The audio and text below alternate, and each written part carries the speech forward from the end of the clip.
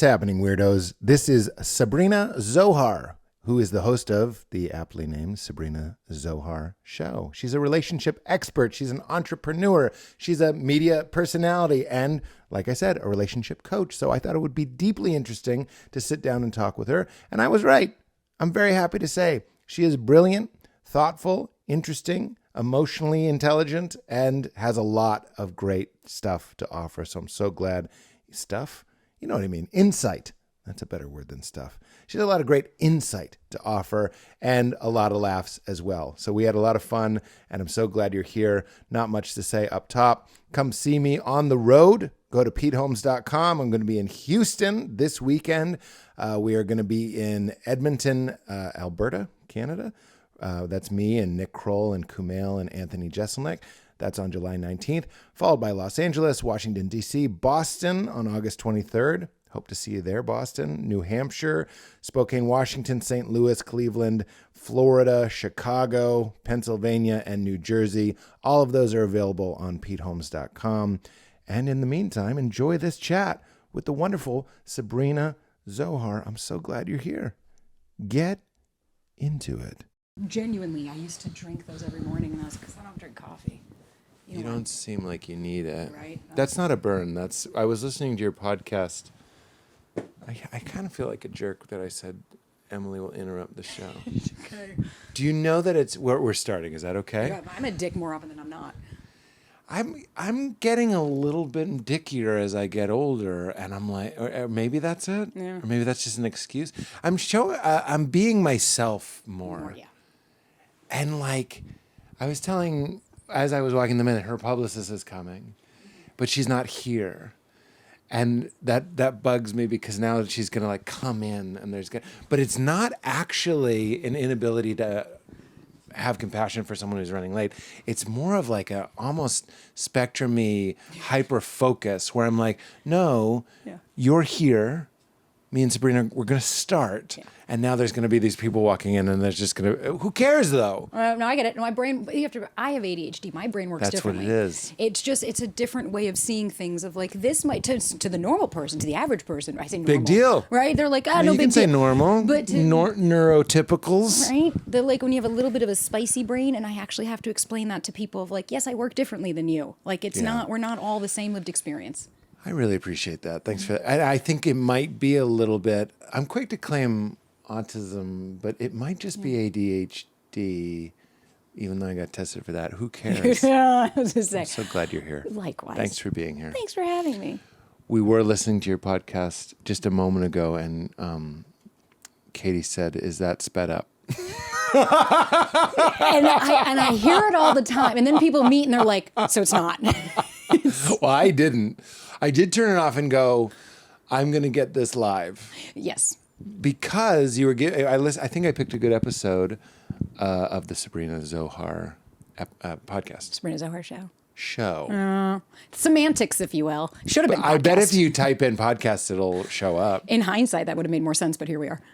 It's still a show. It's a show. You show up. It is. And you're doing it. It was called something else, and I got forced to change the name. I know. When you Google your name, as I do, Duh. For a little Reese, it says, why did Sabrina Zohar change the name of her show? That's like the first thing. Fuck. I actually think the first thing is husband. Oh. But I don't even know if you're married. Is that your husband? Boyfriend. That's your boyfriend? Yeah, he works with me. Who I just bossed around? Yeah. That's okay. He takes it. He's with me, so he deals with enough of someone bossing him. I'm a little dead, but he should be sitting right there enjoying the glow of his beloved. No. But how long you been together? 2.5 years. That's beloved status. You can be long beloved. enough. You can get some kind of like heavy language in there. I was to say, I'm okay with the heavy language on that one. It's more when people are like, your husband, like, don't go that far. Yeah, although isn't it kind of fun when you're dating somebody and somebody says, sometimes it's like an unhoused person, I'm not trying to be funny, and they go like, you and your beautiful wife, like somebody, and I'll be like, I don't know, it was Trump. You and your beautiful wife, I don't know why it was that, but like I used to like it when someone, marriage material? Yeah. Like I would take it like that. And when people are like, your wife, and I see Ryan chuckle, and I'm like, not yet. Yeah. So there's a part of me that gives him there, but that's a whole nother story. But yes, he's very used to me talking fast, bossing him around. Yeah. Not bossing him around, but like being very vocal about what do I like and need. So we're here for it. I love it. You're setting boundaries. I'm here for it. I'm saying, which boundary did I set? Of no, I want you to go and deal with that because I would like to get started. And it's like, yeah. You know what, brain? Cheers it. Oh. Because Val, my wife, is very non-confrontational, and I sort of am the confrontational one of the relationship. And like we're always trying to get the mix just right of where do you say you'll wait for Emily? And whenever I do it, the reason I brought Val up is she'll be like, really, it's not like a Prince Charming moment, but she's like, oh, I couldn't have done that. Yeah. One of the main features in our relationship, and I just did this because I'm always doing it, is we'll decide we have to go. We have to go. We have somewhere we need to be. But she's saying goodbye to everybody. And I'll come up and I go, this is over. But I do it with the hand. And then we start walking away and Val's like, oh, and I just go, I'll just do the hand again. It's like playful jerk energy. PJE. Just leave it at BJ, and then that's it. Yeah. Perfect. BJ? BJ. You said PJ. Oh, whoops. No. It shows you were my brain. I'm like, BJ, right? Yeah, we weren't talking about that. It's a comedy podcast. I think you upgraded it to BJ. I took the assignment. I'm going to make it weird. So tell me you haven't yet. Tell me why it was called Do the Work. Yeah. I'm assuming that's been copywritten. Is that the problem? It was trademarked, yeah. Yeah, and Do the Work, which is so funny. Because it's like get out there. Right. It's like, oh, okay, breathe. You're like, be yourself. Oh. Have fun, be yourself is what stand-ups all say to each other as a joke, because that's what everybody says. Yeah. They're like, be yourself or have fun. It's like, okay. Like, I'm not going to do either of those, but cool. Yeah, I can't. Yeah. That easier said than done. But so who sued you or who cease and desisted you? It was some dude in Arizona. And because everybody thought it was this one creator that has quite a bit called Do the Work. And I'm like, no, she and I are cool. Like, that was never it. She actually was like, kudos when I named it that. And for me, like, I don't know, I started this thing and I bought this phallic looking mic on Amazon and it was very pretty. And I literally took a selfie of me on the counter being like, I kept telling friends, like, what should I call this show? And they're like, I don't know. I kept being like, why aren't we doing the work? They're like, call that, Do the Work. And I was like, okay. Do the Work. And I just thought, same to you, who could have trademarked this? And I have a clothing company called Software. And I was always told you can't trademark usable words. Okay. So I let it go. Year and a half later, I'm literally sitting down to record. And at this point, the show is doing so well that even I was shocked. I didn't expect this. Yeah. Fun. Yay. That never happens. Limiting beliefs were tested at that point. Oh, good. And I literally had this email, and as I'm putting my phone down, Ryan's like, put your phone down, babe, it's time to record. And I'm like, one more second. And I just see it just like cease and desist, do the work. And I was like, I couldn't comprehend what that meant. It meant stop doing the work. Yeah. You're doing too much work. And I was doing too much work. I fucking tell my therapist that. And I put my phone down, and that was the beginning of the worst 3 weeks of my life. Oh, really? It got nasty? God, it got nasty because they didn't even want to have a conversation. They were like, 2 weeks, we're going to be, you don't change your name. We're going to take down requests. We're going to come after for revenue and all this. And I'm like, I'm a new business owner. I don't know. So talking to the lawyers. I'm doing all this stuff. Had to change it. Do you watch, I don't want to say it's a boy movie, but I will say more boys than girls that I know. I think it's John Wick. I'm kidding. It's The Social Network. Have you seen The Social Network? Oh, yeah, from back in the day. He gets a cease and desist, and he just throws it away. And I'm not saying that's what you should have done, but I admire. I'm a real rule. Believe it or not, as much as I'll tell your beautiful beloved to go wait for Emily and make a little kind of joke about how inconvenienced I am. That's one way I'm comfortable being a petty bitch. But if somebody gives me a cease and desist, I just go like, we must stop. I wanted to end him, and I was like, that's not legal. So you mean murder them? Yeah, I was close. Why? Because they were so rude about it? It was, yeah. I mean, granted, he had his lawyer, and it was just this arrogance. Like, if you go on his website, he's like, we go after the trademark. And you're like, oh, relax, man. Like, you do it for yourself. But you just sound like you're salty. You sound like you're salty, and you're upset that I'm doing something that has nothing to do. He's in real estate and fitness. Nothing to do. And it's called Do the Work, Real Estate Fitness? Just do the work. That's it. I So understand. shout out to his business right now. And so I literally, because how can we find out more about his business? How can we do it? I was going to say, how can we sign up? How can we do the work? So it was. There they are. Hello. I have a fresh apology. I'm so sorry. It's already out. It's okay. We didn't wait, Emily. Can you close that door? Jesus, Just so you know. Louises. Were you not raised in a podcast studio? I'm just kidding. Welcome. With I'm so animals. sorry. I thought maybe you do work together. But on a scale of 1 to 10, how appropriate was it for me to say, will you go out, wait for Emily? It was a 10. I told him, I was like, boundaries. It was boundaries. That's a good man. Here we are. That's a Look, good we're man. supportive. And welcome, Emily. You're welcome. It's a great safe space. Yeah, it's a safe space. You're welcome to a Vita Coco. Is it Vita Coco? Vita Coco? I should know.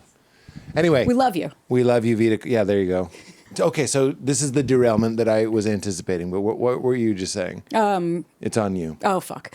So now my brain's shuffling. You couldn't call it Do the Work because of a real estate fitness company. Yeah, so essentially you had to change the name, and in that moment, it's like a breakup. It's like a shitty breakup that you didn't expect coming. Did you remember when Nathan Fielder did Dumb Starbucks? It was actually right around the corner in this neighborhood. Yeah. So it was a parody law. If you call it Dumb Starbucks, you could have called it like Dumb Do the Work or Do the Work Dummy or like Do the Work 4 exclamation points. Like at what point? I'm not a lawyer. Why are we even talking about this? I tried. Did you consider something like that? Everything. I trademarked. I spent about $15,000 trademarking random names because I was like throwing pasta and like, will they doing the work with Sabrina Zohar? Will they do the work with 6 exclamation points?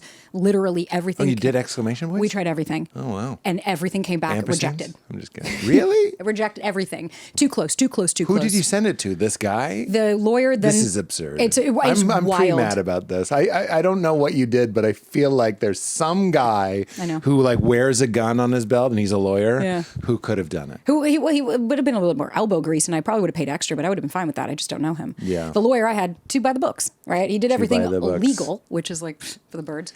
But he tried. He was going back and forth conversations to call it. They were just literally like said, if it's not done by this date, we're going to send it to Spotify. Your podcast will be down. And we're like, okay, never mind. It was a lot of bullying. Now, hindsight's 2020. Could there have been a thing? Sure, but I'm 10 months into a new name. I'm not fucking changing it back. My eyes are so bad. My hindsight is 10/10. I don't know. What's a bad one? I tried to do a Woody Allen. Hey, dad joke. I'm here for it, though. You know, I'm going to say people throw out dad jokes a lot, and I'm like, that's fair, but I don't know if that's a dad joke. Well, felt like one, but regardless of it, honestly, I think that is the marker. So for you, it was. Yeah. And I'm not going to take that away from you. I appreciate that. But Thanks for validating. me, it wasn't. Okay. I will tell you a story. Please. I was in a line for food, and this guy behind me recognized that I was a comedian, and he told me 2 street jokes. And that's fine. But they were like, one of them was like about his ding dong being Jose and then Hose B or something. It's like one of those. Yeah, exactly. By the way, if someone tells a comedian a joke, it's that, or it's racist. And that one is both a little bit. Yeah. Like, isn't it funny that Jose is a name is kind of like the implication of that joke? Anyway, then I told him my favorite street joke, which is a pirate walks into a bar with a steering wheel in his pants, and the bartender says, hey, you got a steering wheel in your pants? And the pirate says, arr, and it's driving me nuts, right? And that's funny. And then he said, that's a bit of a dad joke. And I'm being real with you. I whited out a little bit. I kept it cool. But in my mind, I was like, you can't tell street jokes to a comedian, have him return the fucking bullshit. And then go, that's a dad joke? And what I did say was like, yours were also dad jokes. Like, what is this? So I don't think this is what you were doing. No, definitely not. But sometimes people do say dad joke is like, nice try. Oh, no. Again, not what I thought you were doing. But I was like, it's just a joke. If a dad joke is like, do we have any salsa? I'll take a pico de gallo. Like, that's a dad joke. Can I give you a good one? Yeah, you please. tell me if it's a good dad joke. I will. Let's decide. This is welcome to Is It a Dad Joke, which turns out is a real estate company in Florida. So the lawsuit is pending. But Perfect. Go ahead. You might get hit with a cease and desist. This is the new for Patreon only. I'm just kidding. But is it a dad joke? Okay, so there are 2. I was told the original joke, and I changed it a little bit. So there's 2 starts to it. I'm going to just choose my favorite. I like it. Okay, what do you call a pile of cats? I don't know. A mountain. Right? I like it. Not bad. No, I don't think that's a dad joke. It's though. not? No. Okay. Well, it's a good thing. You know why? No, why? Because pico de gallo, I'll take a pico de gallo, for it to be a dad joke, it has to be something that you could think of while under the stress of parenting at least 2 children. Valid. And mountain, maybe if you were like, it's a mountain of cats. Then he goes, a mountain. Right, I see what you mean. But he's too sleep deprived to just go, the restraint to go, what do you call a pile? Now we have a synonym? Yeah. You know, a playful, I don't think so. I understand. I appreciate your understanding of the dad joke and the brain that it takes. Sure. I'm here for it. Dad jokes are like, I think they have to be kind of lazy. Yeah. Because you're tired. Yeah. And they have to be ordinary situations. I don't know. I didn't know I had such strong feelings about dad jokes. Neither did I, but I'm now really excited to see what comes next on the podcast of how many different areas of opportunity we're going to have for dad jokes. Yes. I just don't want, and we'll find it. Yeah.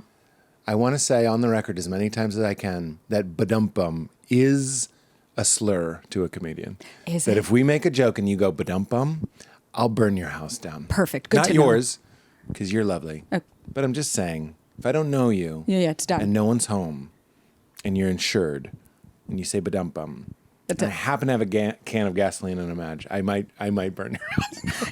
I appreciate the commitment to that, actually, because Pretty strange situation, but go ahead. that's how I feel about when people come to me and they're like, if he wanted to, he would. I'm like, I will fucking bludgeon you to death if you say stupid shit like that. If he wanted to, he would. Yeah, What that's is in the that? dating and relationship world. This is your slur. That's my slur. Slur might be wrong, but people know what we're trying to say. Button push. It's a bad one. That's the bad one. Or if they're like, What does that mean? If he wanted to, he would? Oh, God. Oh, you mean like if he wanted to do the dishes, he would? That just flippant statement of like, well, if he wanted to, he would. And it's like, okay. So you don't have critical thinking skills is what you're telling me when we use these like bumper sticker slogans. But I get a lot of people that try to oversimplify, right? I hate it Or so the much. like, it'll happen when you least expect it. And you're like, fuck off. It's very invalidating. And it's just it's the things that people say because they're uncomfortable. Let's take each one of those one by one. Okay. The first one is if he wanted to, he would. What is this? I said do the dishes, but what is the example that you mean? So think? where people are using it now, like especially on TikTok University, is it'll be like, that guy didn't text you after the first date. Well, if he wanted to, he would. And you're like, oh, okay. So people use the statement. It's like he's just not that into you. Kind of, yes. But the problem with it, yes. I mean, that's the kind of, I think, the end goal of it. But the problem is when you use it, you're completely oversimplifying human behavior. Totally. And to say, well, he didn't want to. And it's like, I want to be a millionaire. Well, I guess I don't want it bad enough. It's like, nah, man, because it's not about Right. want. It's a relationship version of I forgot what I was going to say, and someone says, well, it must have not been very important. Right. And Steve Martin had the old joke where he goes, oh, yeah, I remember. I'm radioactive, which is perfect because why does forgetting mean not important? There's no correlation there. No. And in fact, there's a lot of presuppositions of if he wanted to, he would, that people know what they want, that people behave in accordance with what they want, and that's reliable. But you know what I'm saying? Like people are 100%. often doing impressions. Like I remember when we should get into this, and I didn't want to rush it because I want to talk about your mom and dad. But I remember, So don't we all? don't we all? Can we call them? I just remember when I was dating. Briefly, I was single. It doesn't matter. And during that time, I did the most dating I ever did. And you go out on a date, and people would tell me, "Don't text them right away." That sort of stuff. Yeah. So if he wanted to, he would. Or I'm getting bad advice from Joe DeRosa. Fuck you, Joe DeRosa. Oh no, no! I think you're in good company. I'm just kidding. We love you, Joe DeRosa. We do. No, but Joe was a person that helped me. Yeah.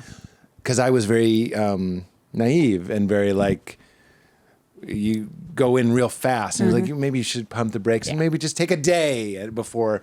But that didn't mean I didn't want to. There are so many things that I want to do in life that I have limiting beliefs. I have childhood shit. I have all of these different variables that might be stopping me from want. And I think what I'm struggling with, and whether this be dating, relationships, or even just fucking the world right now, is like we're trying to oversimplify really complex aspects of things because it makes us uncomfortable to have to go any deeper. And so if I can just slap on, right? I mean, we just saw Let Them, right? Became like the anthem of the goddamn year, but like nobody, I think, really understands what does that mean.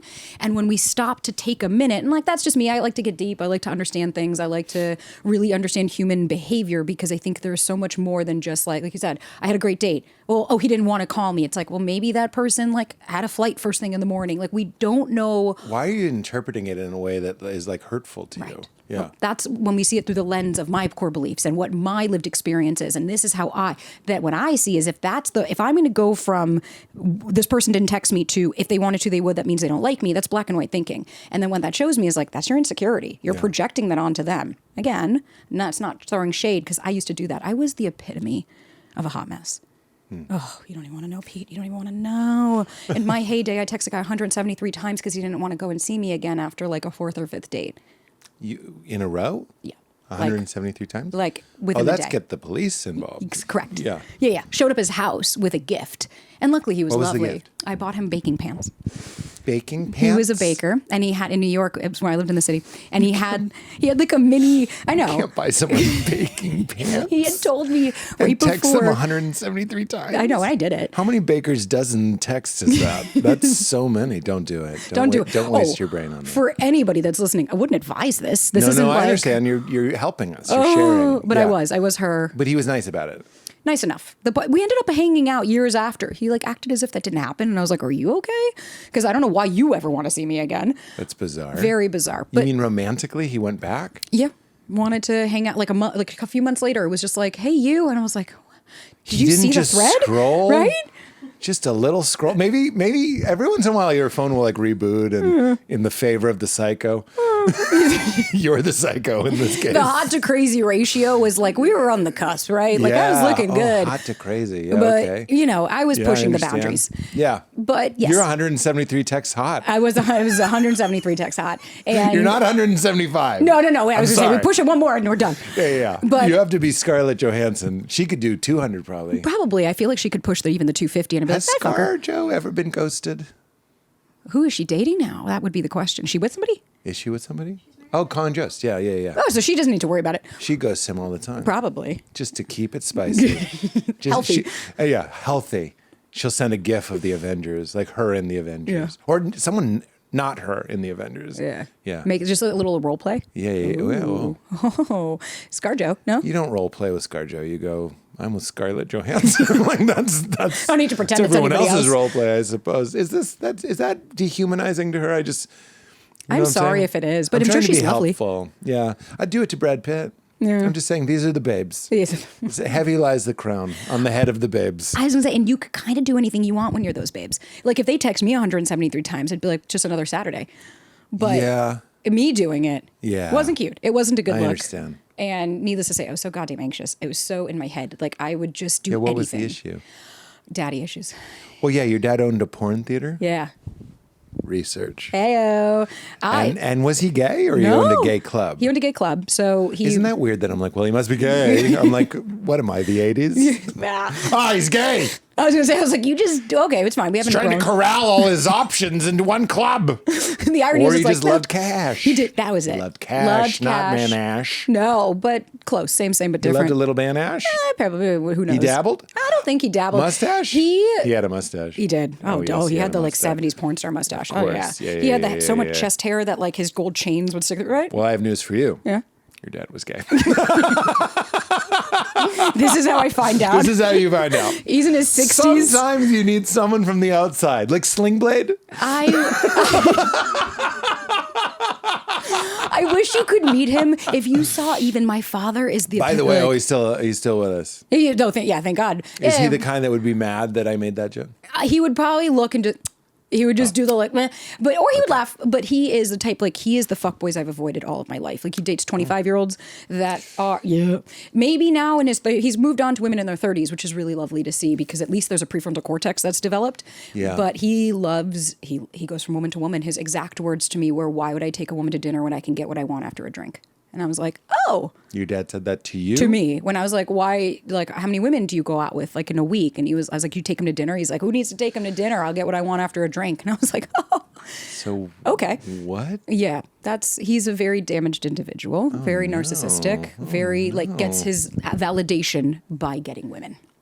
And he hasn't figured out that isn't like a long-standing solution. I mean, he's almost 70, so I guess it's worked for him up to this point. And now he's in the, like, I don't need women, I'll just be by myself. And I'm like, yeah, that's the progression when you don't want to do any work on yourself. That was a national holiday for women, right? When your dad was like, maybe I'm done. Just delete the app. Why would I buy myself dinner when I can get what I want after a drink? The sigh of relief, just collective. Yeah. Yes. It's a national holiday. Yeah. Wow, that's crazy. I know so little about your dad, but I feel I know, You know so much. I was going to say, you don't need to know too much. But why did he tell you that? That is kind of like... He doesn't even realize half the thing. But if you ask him now, he'd go, I didn't say that. And it's like, oh, right. Duh. Of course you didn't. Yeah, I have some overlap with my family here. Do you? Yeah. In which ways? Well, when therapists are like, you should speak your truth or try to have some connection or like people find it beneficial before they're gone to like try and have them hear you. And I'm like, that's not happening. Yeah. And what you're saying is for people. Like, I love my family. I'm just saying, like, not everybody's that way. No. Meaning if you do bring something up, it'll be deflected. We have to look at what's the secondary gain, right? It was like something I learned recently about secondary gains that I was really excited to learn about. And it's like, okay, so you have your primary gain, of course, of like, oh, your father, he doesn't want to talk about it. It's like, what's the secondary gain? What's really under the hood? Oh, well, if he acknowledges either of our family members, if they acknowledge the pain that was caused, then what comes with that? Yeah. That comes with acknowledging I hurt you. Yeah. I have to take accountability of, oh, no, now we're just getting off the rails. I never knew that. Yeah. I've heard that, and I do want to put my family to one side so I can just speak more bluntly. I don't want to bore everybody with all of my therapist called them pop-up ads where I'll be like, my parents did the best they could, or what, let's just put them to one side. And I'll say that people with narcissistic personality disorder, it's been taught to me that if they apologize, it's like death to them, because if you admit that, the whole thing falls down. Is that what you've also heard? It's about having somebody, because narcissists, it's like not the fucking, again, not the TikTok version of like, he's a narcissist. And you're like, no, he just didn't call you. Okay. Like that's not what, that's not a narcissist. Right. What actually is like, there's grandiosity, right? So like an example, I'll tell my dad something simple of like, oh, wow, blueberries are $7 here. Like, and he'll be like, I bought them for $3. And you're like, okay, enjoy that. I didn't. Just this always one-upping you. He's of putting like, on sneakers to beat you to the car. Correct. I'm like, what the fuck? Yeah. And it's like that insecurity within them. Same with the no vulnerability. Like they don't believe in being vulnerable. They don't believe in taking accountability. They don't have empathy for other people. Right. When you start to see that, you're like, oh, so what are the choices, right? Like your therapist is saying, like, put them to one side. It's like either I can accept these people for who they are and have them in my life in this capacity, or I can put up boundaries and say, no, thank you. What do narcissists hate? Boundaries. Because if you say no to them, they take that as the ultimate. Just how dare you? Right. I've noticed that that's been my work this month is like, I feel like there wasn't a ton of relationship. And there was just a lot of like, if you show up as my loving child, I'll know that I'm worthy of a loving child, or like people see that, you know what I'm saying? Yeah. But like, I'll just tell you what I'm thinking. It is vulnerable, but like my dad will be like, he'll text me like, I feel like you haven't called in a while. Yep. And I'm like, honestly, I'm being real. There is fake compassion, but there's real compassion. There's both. I'll have both fake and real. It's like, I do feel kind of bad for everybody where I'm just like, man, we don't have like, I miss talking to you. Yeah. I love talking to you. Like, I have my friends and stuff, but there's just something about talking to my son that is just so special. And we could even just be together. That would fill me up. Yeah. If we could just be together. But it's just like, you haven't called in a while. Mm-hmm. It's a beckoning for like a performance. And that's what I realized so much of. It's like a kiss the ring. A kiss the ring, keep the status quo kind of thing going on. And what I've really wanted, and what gets harder as you get older, is they want a regressed version of you to show up. Yep. Well, think about too, it's like that also, what are they doing? Because my dad does the same stuff of like, I haven't heard from you in a while. And I remember I told Ryan, my partner, I said, I need to call my dad. And he just looks at me and he goes, but he's like, do you need to? And he's like, or does the phone work 2 ways? And he was like, in the last 6 months, who's called who? And I looked and I'm like, that motherfucker's never called me once. Yeah. Because it's the victim mentality. No, that's it. Oh God, I'm going to die. I'm going to jump off a fucking cliff. I'm just kidding. It's okay. I hold your hand while you do it. I'm with you on it. When you have Thelma and Louisa? Yeah. When you have narcissistic parents, it's like, oh, you see it. You're like, oh my God, you get it. Yeah. And keep going. I mean, like, I love what you're saying. It is like God, it's so sad actually. But like when I see people who have families that like everybody calls each other, but they're calling each other to like know about your life and be in your life and like share your life and like all of that stuff. Like, can you relate to this? Like sometimes I feel conflicted, like I want to send them a picture or something, but then I know it'll just be kind of leveraged. Like, why don't you come more? I should see this in real life or whatever. And you're like, and then like you just start building these very sad boundaries where you're like doing a lot of surrendering of what you had always hoped for and just going like, but this is what it is. My therapist told me, this is Dr. Gay Penn, this is a couple therapists ago, but he was like, and I've said this to my mom, I'm like, we're as close as we are. Like, it's such a crazy thing to have to say. It's true. It's like, I wish you would come more. And it's like, well, we're as close as we are. Yeah, because I'm the same. My father asked me to go on a trip, and I had to make up. And I was like, no, we can't, because my nervous system cannot handle the triggers and feeling like I'm fucking 6 years old again every time I'm with him, because when nothing changes if nothing changes. And so what happens, right? What are the choices? You can go to see your parents, and you're like, I'm the one that has to make the concessions. I'm the one that has to change my behavior. I'm the one that has to watch myself. You're not doing shit. You're not facilitating. It's exhausting. It's exhausting because you're constantly on, talk about survival. You're constantly on edge. Hypervigilant. Pardon the interruption, weirdos. This episode is brought to us by our friends at Tushy. Tushy bidets, the best bidets in the biz, and you got to get one. I don't know why. It's 2025, and we're all just wiping our butts with paper. It's disgusting. You got to up your butt game. Up your butt game. If your manhood feels like a Florida panhandle, the Florida panhandle this time of year, great news. You can instantly refresh yourself 15, 20, 35 times a day without jumping in the shower. We're talking about a Tushy bidet, which transforms swamp butt into a dewy, nice, clean cloud. It's perfect. I got a Tushy bidet years ago, and there is no going back. It is a different level of clean. If you had poop on your hand, would you just wipe it off with a tissue? No, you would power wash it like leaves off your driveway, and that's exactly what a Tushy bidet does. It's gentle, but it's powerful. It's warm, the seat, beautiful. I love everything about it. Tushy is the everyday luxury bidet that instantly transforms your bathroom habits and your bottom health for life. It is easy to install. There is no need for additional plumbing, and you can get one and support this show. How good is that? Keep your swampiest body parts fresh and cool. For a limited time, our listeners get 10% off their first bidet when you use code WEIRD at checkout. That's 10% off your first bidet at hellotushy.com with promo code WEIRD. We're also brought to us by our friends at Dadgrass. I recently tossed all of my weed. That's true. Why? Because it was too damn strong. I was tired of smoking and being lost watching a basic movie.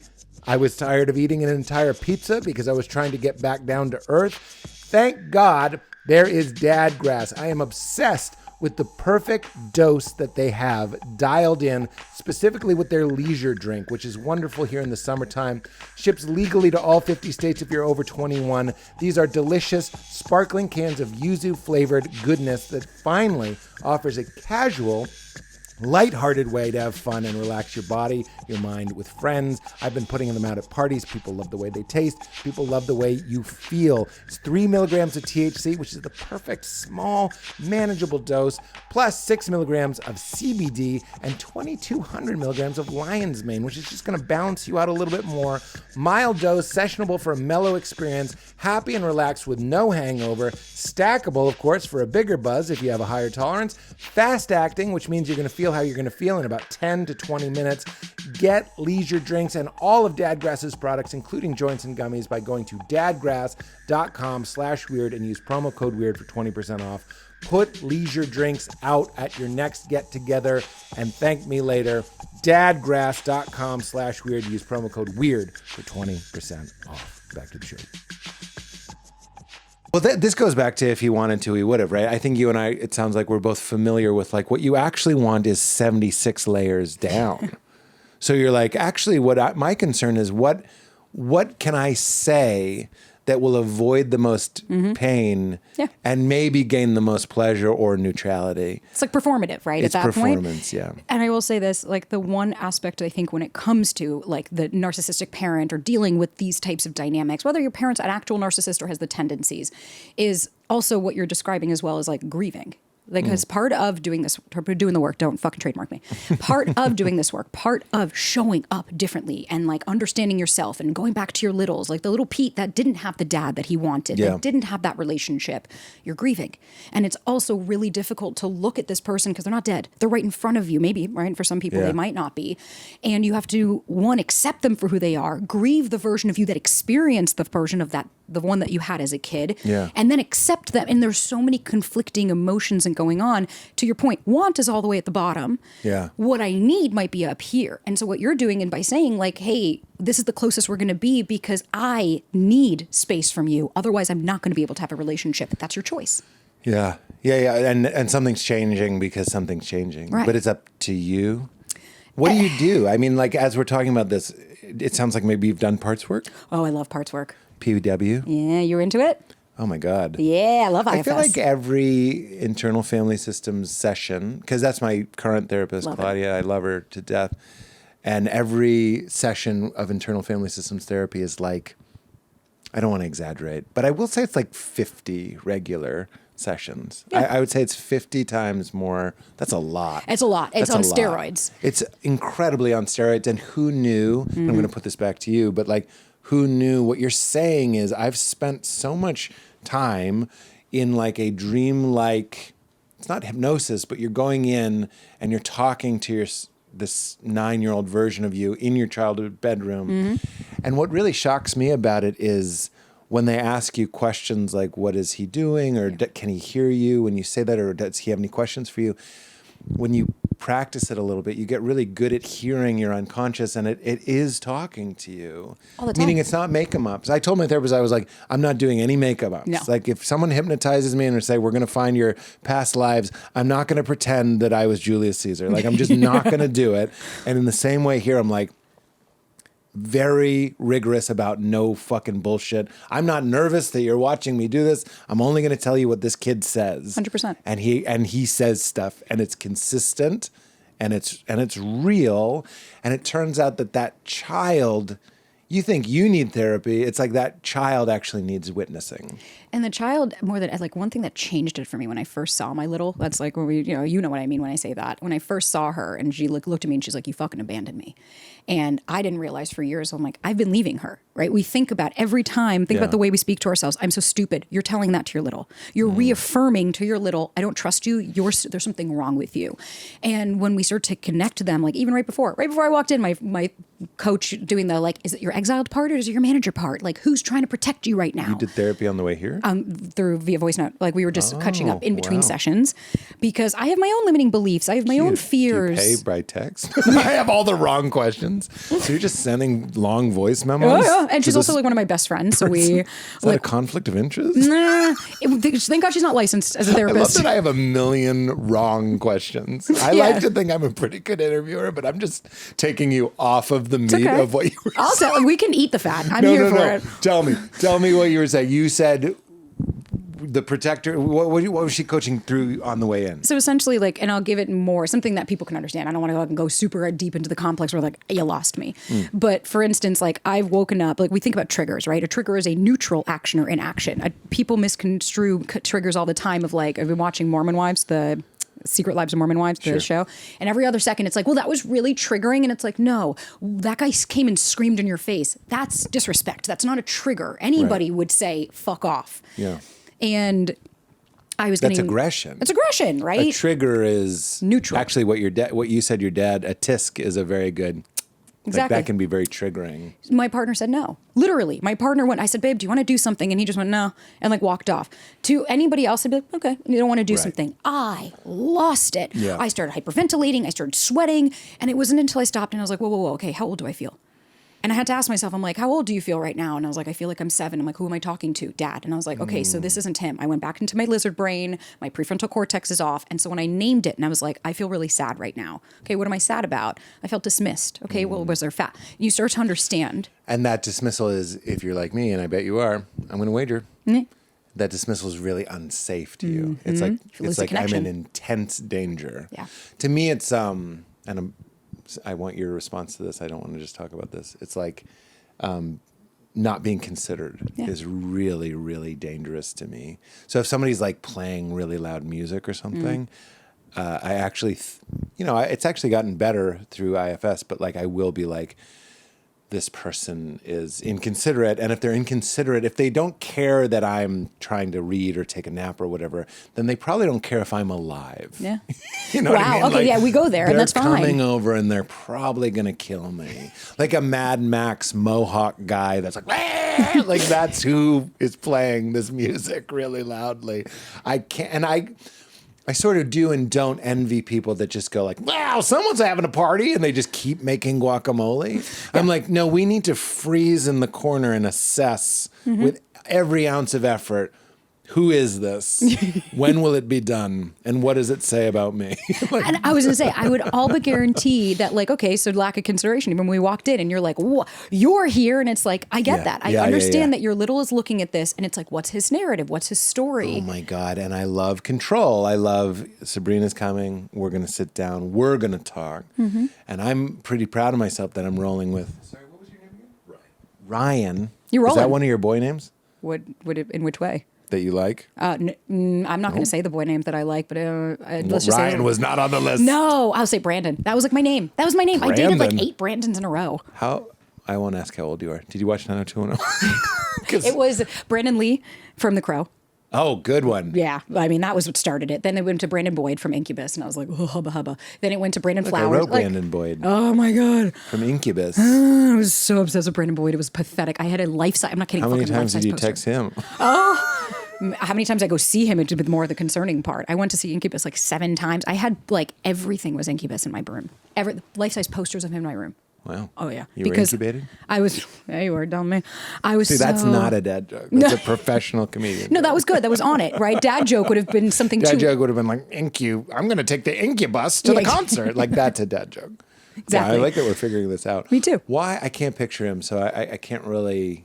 Brandon Boyd? Yeah. He was just he had the cut lines. He and around Tyler Durden time, that was CGs. it. Oh, it was so yummy. I swear. I was so boy crazy because I was just so, talk about like severely Well, were you traumatized. looking for a new, healthy, well, maybe not right away, but like... Definitely not. I'm looking for the energies that I didn't get when I was a kid. I was looking for someone to come save me. Yeah. It was easier to fantasize. That's why even now, like, loop it back to even some of the work that I do when people ask why questions, like, why don't they like me? Why aren't they into me? Why? And then one of my best friends, she's a neuropsychotherapist and she's brilliant. And she taught me when you want to understand why, what you're actually doing is your brain is trying to intellectualize because it's avoiding feeling the pain. It's avoiding feeling the sadness. It's avoiding feeling the Just feelings. mourn it. So for me, it was easier to project and fantasize about these men that were going to come save me and you're going to treat me really well and you're going to do all these things. And it was for me at 13 to go and say, my parents are terrible. I have a really shitty childhood. My life isn't safe. I don't know what's going to happen. I don't know when someone's going to come get me. And I'm scared I'm not going to be okay. I didn't have the cognitive ability. Wow. This is making me think, remember in Boogie Nights, he's kind of he is in an unhappy house and his room is filled with posters. And isn't that just like correct? It's escapism. It's escapism. And I definitely had that. I've actually, I'd have that with like Green Day. Like I'd think about like, where are they right now? Yeah. But like a weird kind of, when I say idolatry, that I don't mean that it was wrong. I just mean like, I really wanted to like know them. Yeah. And like be on their tour bus. If I could get out of here, that would be great. Yeah. And they were kind of like helping you through that time. It's interesting to consider how much of like Incubus's audience, for example, is just absolute nut jobs like you. 100%. That are looking up the wrong tree. 100%. And they're looking for a fucking dad and they found Incubus. And Brandon Boyd. And you're like, oh, because you romanticize Drive. You're like, oh, I miss you. I was like, you miss me? Like you saying it to me. It's like he wasn't. I had that too. You're helping me realize. And then when my wife left me, obviously my first wife, I was 28, and I got obsessed with Radiohead. And I'm not saying I wasn't like imbalanced. You know what I mean? Like, this is vulnerable. I just mean, I don't mean don't laugh. I just mean like, I want you to know that I know that this is weird, but like, I felt like Tom York was helping me. Like he became an avatar for like, I'm a sad guy and it all worked out for me. I hate to say, and here as I'm saying, I'm like, that's me to the anxious people. They're like, they see me as like, I'm the avatar, or like you used to be me, but now you're not anymore. And it's like, yeah, because there are a lot of people that will help us through our days. There are some people where like, I'll listen to songs and I'm like, I'm just grateful. Thank you for being here for me right now. Well, I don't think it's bad because, well... You didn't go and look to us for his house. You didn't send him 173 texts. That's true. I cut it off at 111 because if I don't, I was going to do an OCD joke. It doesn't matter. What I was going to say is like when I listen to revisionist history and I catch myself having a parasocial relationship with Malcolm Gladwell, I think that's actually what this is when you have a podcast, and as you have a podcast, it's called Do the Work. And I have this podcast, which has never been sued. For anyone listening, they're like, it's called Do the Work. I'm like, no, it's not. I swear. Not. It's not. It's called the Sabrina Zohar Show. Thank you. Not podcast. But I was just saying, like, there's something nice about taking a break in someone else's brain. Yeah.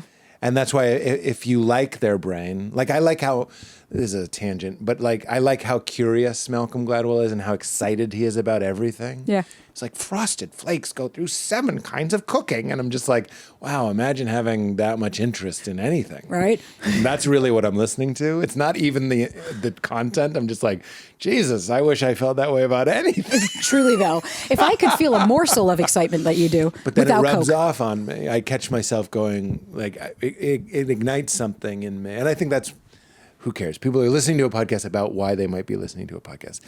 Here's what I'd like to know. Yeah. You were, harassing Brandon from Incubus, I'm assuming, and being, just a little bit broken, and understandably because your dad had a Derringer strapped to his ankle, undoubtedly. Mm-hmm. Probably had a thick carpet. He was always losing Quaaludes in. But what, from there to here, here you are. I'm sure you get this all the time, but I mean, like now you clearly have all this stuff. What were the steps that you took to clean up your relationship game, and what did you realize 173 text lady to this lady? From that no one was going to come save me. That the more I run, the longer I'm going to chase. It was just like this perpetual, I was getting exhausted. I was having panic attacks. Like nothing was quelling this because I was in endless, constant need and like pit of I need, but nothing was being satisfied for myself. Yeah. And where it really started was like, I started doing ketamine treatments. And nice. after a shitty breakup, I love them so Ketamine's much. changed my life It as did well. change my life. Yeah. It was the first time I saw my little. Are we the same person? Oh. It's like, should we date, Ryan? Like, I mean, do you Vic, like it? Sorry. Well, this was fun. But I started doing ketamine and I started realizing like that I wasn't showing up for myself. So I was expecting all these other people to. I'm expecting these men to choose me. I'm expecting these people. Like I had this childlike, really, understanding that love was, you're going to change for me. Like, I'm going to age myself now. Cry Baby? You remember Cry Baby? Yeah. Johnny Depp? God, that was like, talk about. I stand by everything Johnny's ever done. Fucking, that movie. I didn't see it, actually. Oh, my God. I think I would have been a pretty cool guy if I saw that cover and was like, I'm going to get this. Yeah. Because that made my pussy wet. Rightfully so. Didn't it? I feel like so seen. It was really a sexy face he's making on the cover. He was just he was the bad boy. Yeah, he's the bad boy. He was the bad boy back in the day that like, what was the bad boy? He rode a motorcycle, but like he was a greaser and one shoe's untied, one boot's untied. One boot's he was untied. a boot, yeah. And he was he went to jail and it's like, but what did you see? What was the narrative taught was like, because he met the right girl, he was going to change who he was to keep her in his life. So I believed, okay, you're emotionally unavailable and super avoidant and possibly like my father and a narcissist. Great. Challenge accepted. How can I get you to choose me? Because that's called repetition compulsion. Oh my God, I did that. Did you? Not with Val. No. And not really with my first wife, but I did eventually start dating people that I'm like, oh, this is like my mom. Mm-hmm. And it felt greater than the sum of its parts to be in their gaze. Yeah. Like if you could get that. And my mom, by the way, I actually kind of had the over-loving mom. Yeah. So I'm not saying I was neglected by my mom, but it was like really fun to try and lure a familiar beast into the cage. We are patterns. Like our brains love familiarity. They love patterns. Our brain does not want to do any more work. It's trying to keep you safe. So when we turn our prefrontal cortex, we get dysregulated, we get triggered, and you go back into the amygdala that stopped growing at fucking 6, what's going to happen? You're going to... Your dad comes in, my amygdala stopped growing at 12. Yeah, My amygdala is still growing. Actually, yeah, probably. Yeah, sorry. And that type of mentality, like when we think about, when I say, how old do I feel? Like, I feel like I'm a kid right now. Yeah. I feel like a child right now. It's like, where do I feel that in my body? That woman that I dated, but who, by the way, I wish nothing but the best for this person, but like there were times when and I didn't have the language for this, but she'd be mad. She would get mad at me a lot, and I would shrink. That was the language I used. And I'm 6'6", and I'm not as broad shouldered as Ryan. Get the fuck out of here. Get the fuck out of here. Just so I can be a big man. Get out of here. Sorry. You won, okay? I'm just saying I'm a tall guy at least, and I would not strapping. But I would think that she was going to hit me with one arm and fling me across the road. Yeah. And it was a real You feel thing. it. I felt that was possible. And if you had seen my body, you would have seen a person that was prepping for a catapulting. Yeah. When in reality, if this person tried to pick me up, she wouldn't have been able to do it. No. But your brain Is that a doesn't fat know. joke? Was that I didn't take it When as you one. really agreed with me that I said she couldn't pick me up, and you were like, No, it was the no, 6'6". It's a fat joke. Okay. Just kidding. What a trap. I'm the host. And I made you feel so I'm going to unsafe. get canceled. I'm It's sorry. fine. No, it's good. No, you did great. I just wanted. I love. Is that a fat joke? I'm so sorry. It's okay. But I'm yeah, gonna the do little. Your little is looking at me being like, fuck you. But Yeah. No. Don't get me started on my strategies now. oh, no. Because you learn them. But that's That's the, right. We have There's lots of maladaptive coping mechanisms. So growing up, if what kept you safe was I'm going to play small, right? So like if that's what for me, personally in our home, because I had my sister who's older than my brother's the oldest, and all of us have ADHD, but it comes out differently. So I had to compete against wackadoos in my house, and then my father, and then my mom who just wasn't there. And like mentally. This sounds great. It was God, talk about a rager. And you wonder why this is it. But when You're doing great. The fact that you aren't on fire right now. Trust Respect. me, the amount of times that I'm like, you're doing great, sweetie. Just fucking remember that. Yeah. And- I do get comfort. I go, we should all be doing worse. Yeah. We all. Even someone who's doing real bad, I'm like, yeah. There's other places. There's other places. Yeah, exactly. Yeah. You're a lot, literally. Yeah. But when we think about just the way that our maladaptive coping mechanism. So for me, I learned at a very young age, setting boundaries meant you're going to get hit. My dad's going to leave. Like he would just leave for weeks on end. Like you did not know when he was going to come back, who he was going to be with. Like that was a very inconsistent. Now, again, not everyone has that childhood. Some people might be looking at me like, I didn't have that. That's cool. What did you learn? Who taught you that? And that's what I have to remember is like, okay, so if I play small, where did I learn that from? Well, growing up, that if my father came and did something and then I had to scream to get someone's attention, that's why I act out. That's why my knee-jerk reaction is to start yelling. But if I take the pause and say, well, what are my choices? Okay, well, you're not my father. I don't need to be heard by you in that way, but I can respond and not react.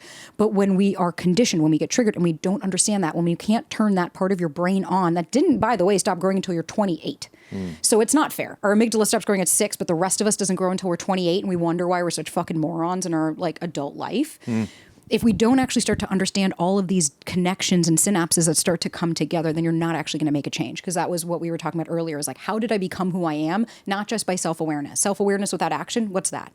Right. I had to implement, not intellectualize. And the more I learned about things, the worse I got. It wasn't until I started to say, I need to understand me and not just the concepts. I think I'm hearing you. My therapist recently said like it often gets worse before it gets better because Very much you're so. like learning these things. Yeah. And then my relationship sometimes with my parents gets more stilted, and I'm like, what is this? Like, nothing's like.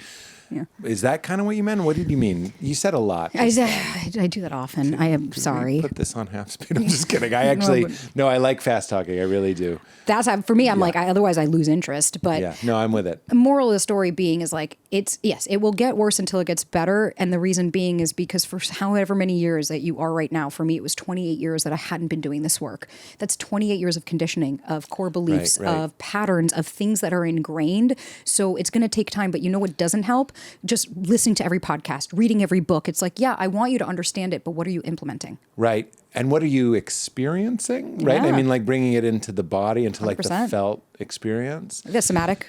Yeah, somatic, and it sounds like you're a prime candidate for psychedelics, which don't really care if you understand it. No. Yeah. The reason I loved the psychedelics is because they took everything away and allowed me to be a spectator in a museum. I was able to go back and see everything I needed to see without being in that situation, without feeling what my 6-year-old is going through, because that is why we avoid the work. We don't avoid doing this work for anything besides we don't want to feel those feelings again. Yeah. Who does? Yeah. It sucked back then. I don't want to deal with that now. But now, the one thing I did in my IFS parts work that changed everything was when I was going to see my little, and I kept going back. And then finally, once I asked her, do you know who I am? And she was like, I think so. And I was saying, I'm you. And she was like, no, you're not. And I had to show her my license. And I was like, I am, you dumb little bitch. No, I love you. I didn't say that to her. I was like, but She goes, it's not a real ID. I'm sorry. And I was trying to Back of the line. Exactly. Fucking fake. He's like, that's your sister, by the way. It says Jamie, thank you, which I used for years. But really, by being able, because what happens is like our littles think they need to protect us. Our littles are trying to keep us safe. That's that maladaptive coping mechanism. But instead of playing small, when you can say, right, you know what, I don't need to play small. I can actually take up space because I'm going to keep you safe. That's when they're like, oh, okay, you go ahead and do it because you are the adult, not them anymore. Yeah, and that is a very felt thing. It's very emotional. I'm not a great crier, but I think I cry almost every time I do IFS, and it's beautiful. Not that that's a marker that it's like special or working, but like it's a marker for me that I'm feeling these feelings. Yeah. And it's really powerful to just get your little to see you as a grown-up. Mm-hmm. It's like really... Do a slideshow. I've literally done that with my clients. I'm like, okay, white screen, projector on it. Because I have clients that are like, my little doesn't believe I could do it. And I'm like, okay, show them your house. Show them your career. Show them your wife or your boyfriend or your friends. Show them all of these things. Because oftentimes our littles are like, I did that. And it's like, no, we did. I did that not in spite of you, but with you. Say it's in spite of you. That's how you feel. my poor little Sab. She's sitting there. You did shit. You were playing with Play-Doh, eating some of it. Barbie. You did nothing. I was that girl. Oh, Barbie. Yeah. I almost wore my Backstreet Boys shirt today to commemorate. But BB. BSB? BSB. They're coming, into Vegas. I really couldn't care less. Oh, perfect. I don't mean that I just want you to know my truth. Yeah. That if you gave me a free front row ticket, I would burn it in front of you. There's a lot of burning happening here. This is LA after all, so Pete, I'm a little concerned. A lot of fire talk. A lot of fire talk. Yeah, no, I don't know why that is. Well done. I don't like that. I don't like that you're like, oh yeah, I know jujitsu as well. I don't like that. Stay away from me. Okay.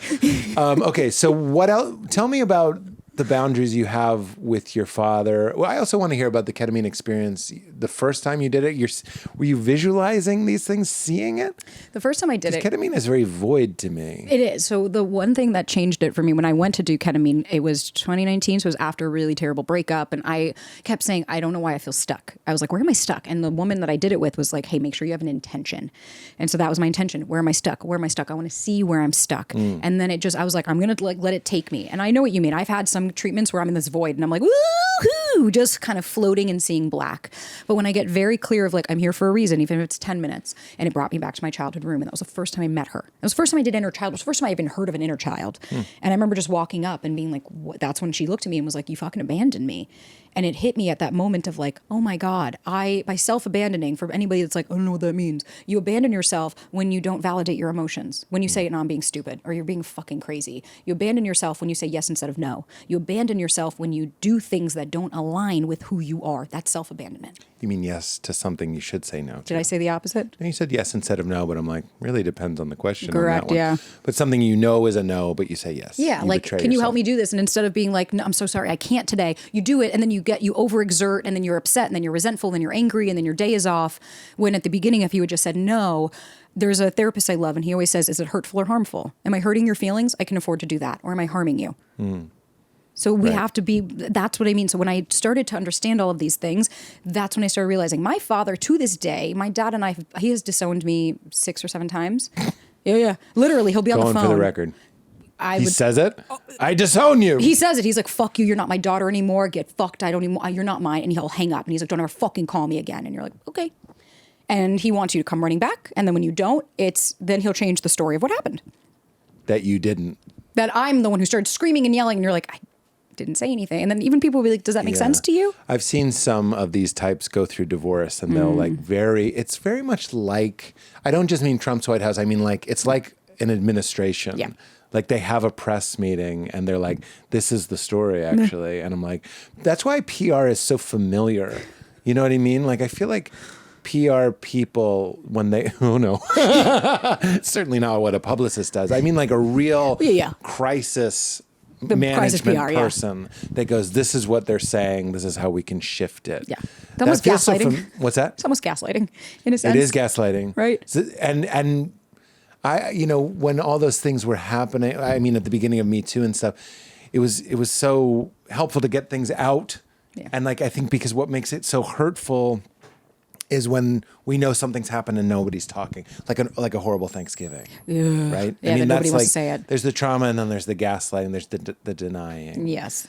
The deflection, there's all the different variables. Yeah. But nonetheless, like that to me is what really, like, it changed everything. It was like I really started to change things when I started saying, actually, that really hurt my feelings.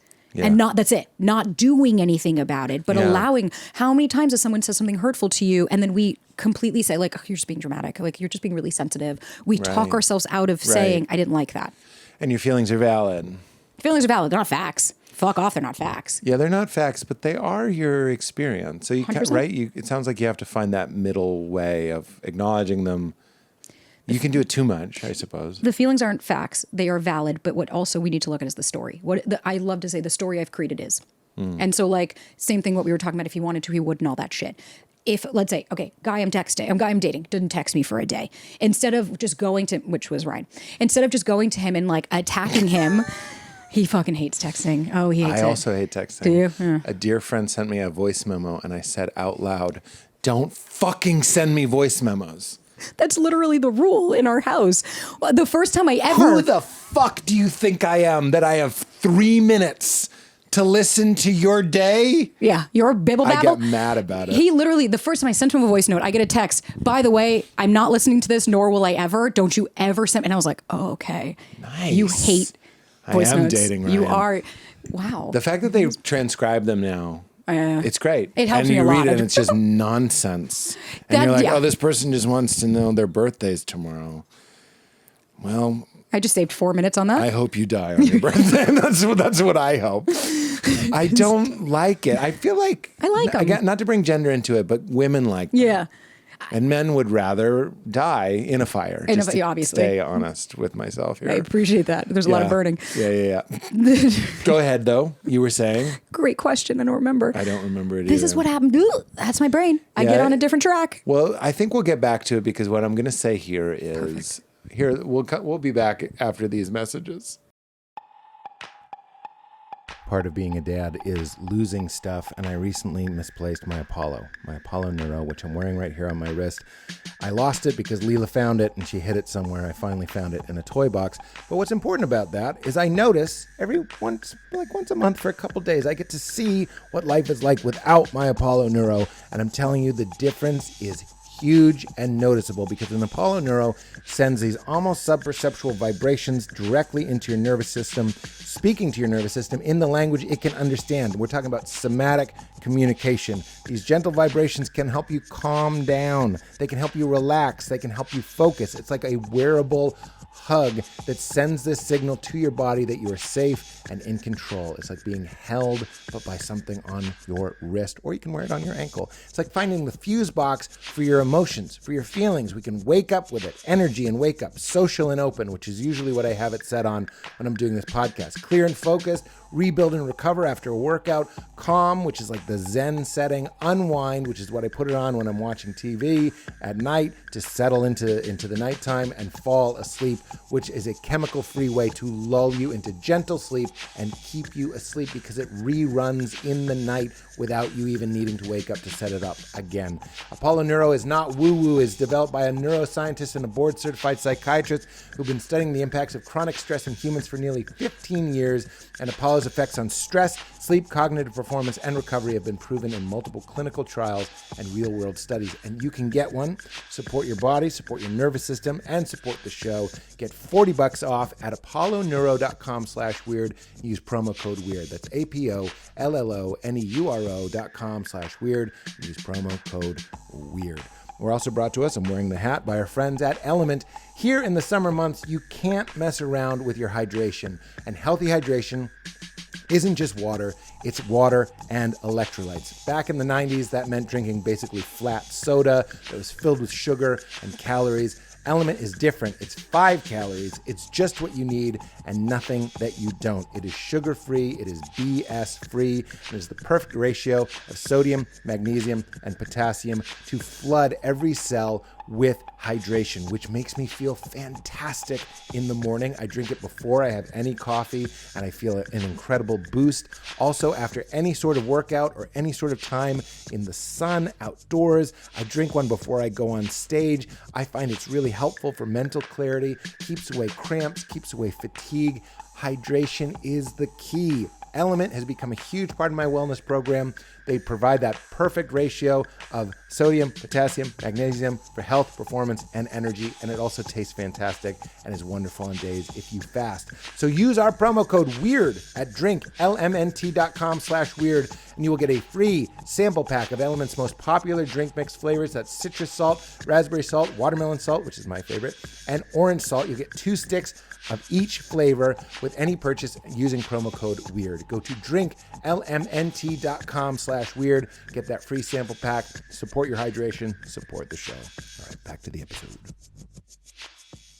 And now we're back. Here's what I'm going to ask. I never do that. I just noticed it was exactly an hour, and that's just about right. She's like,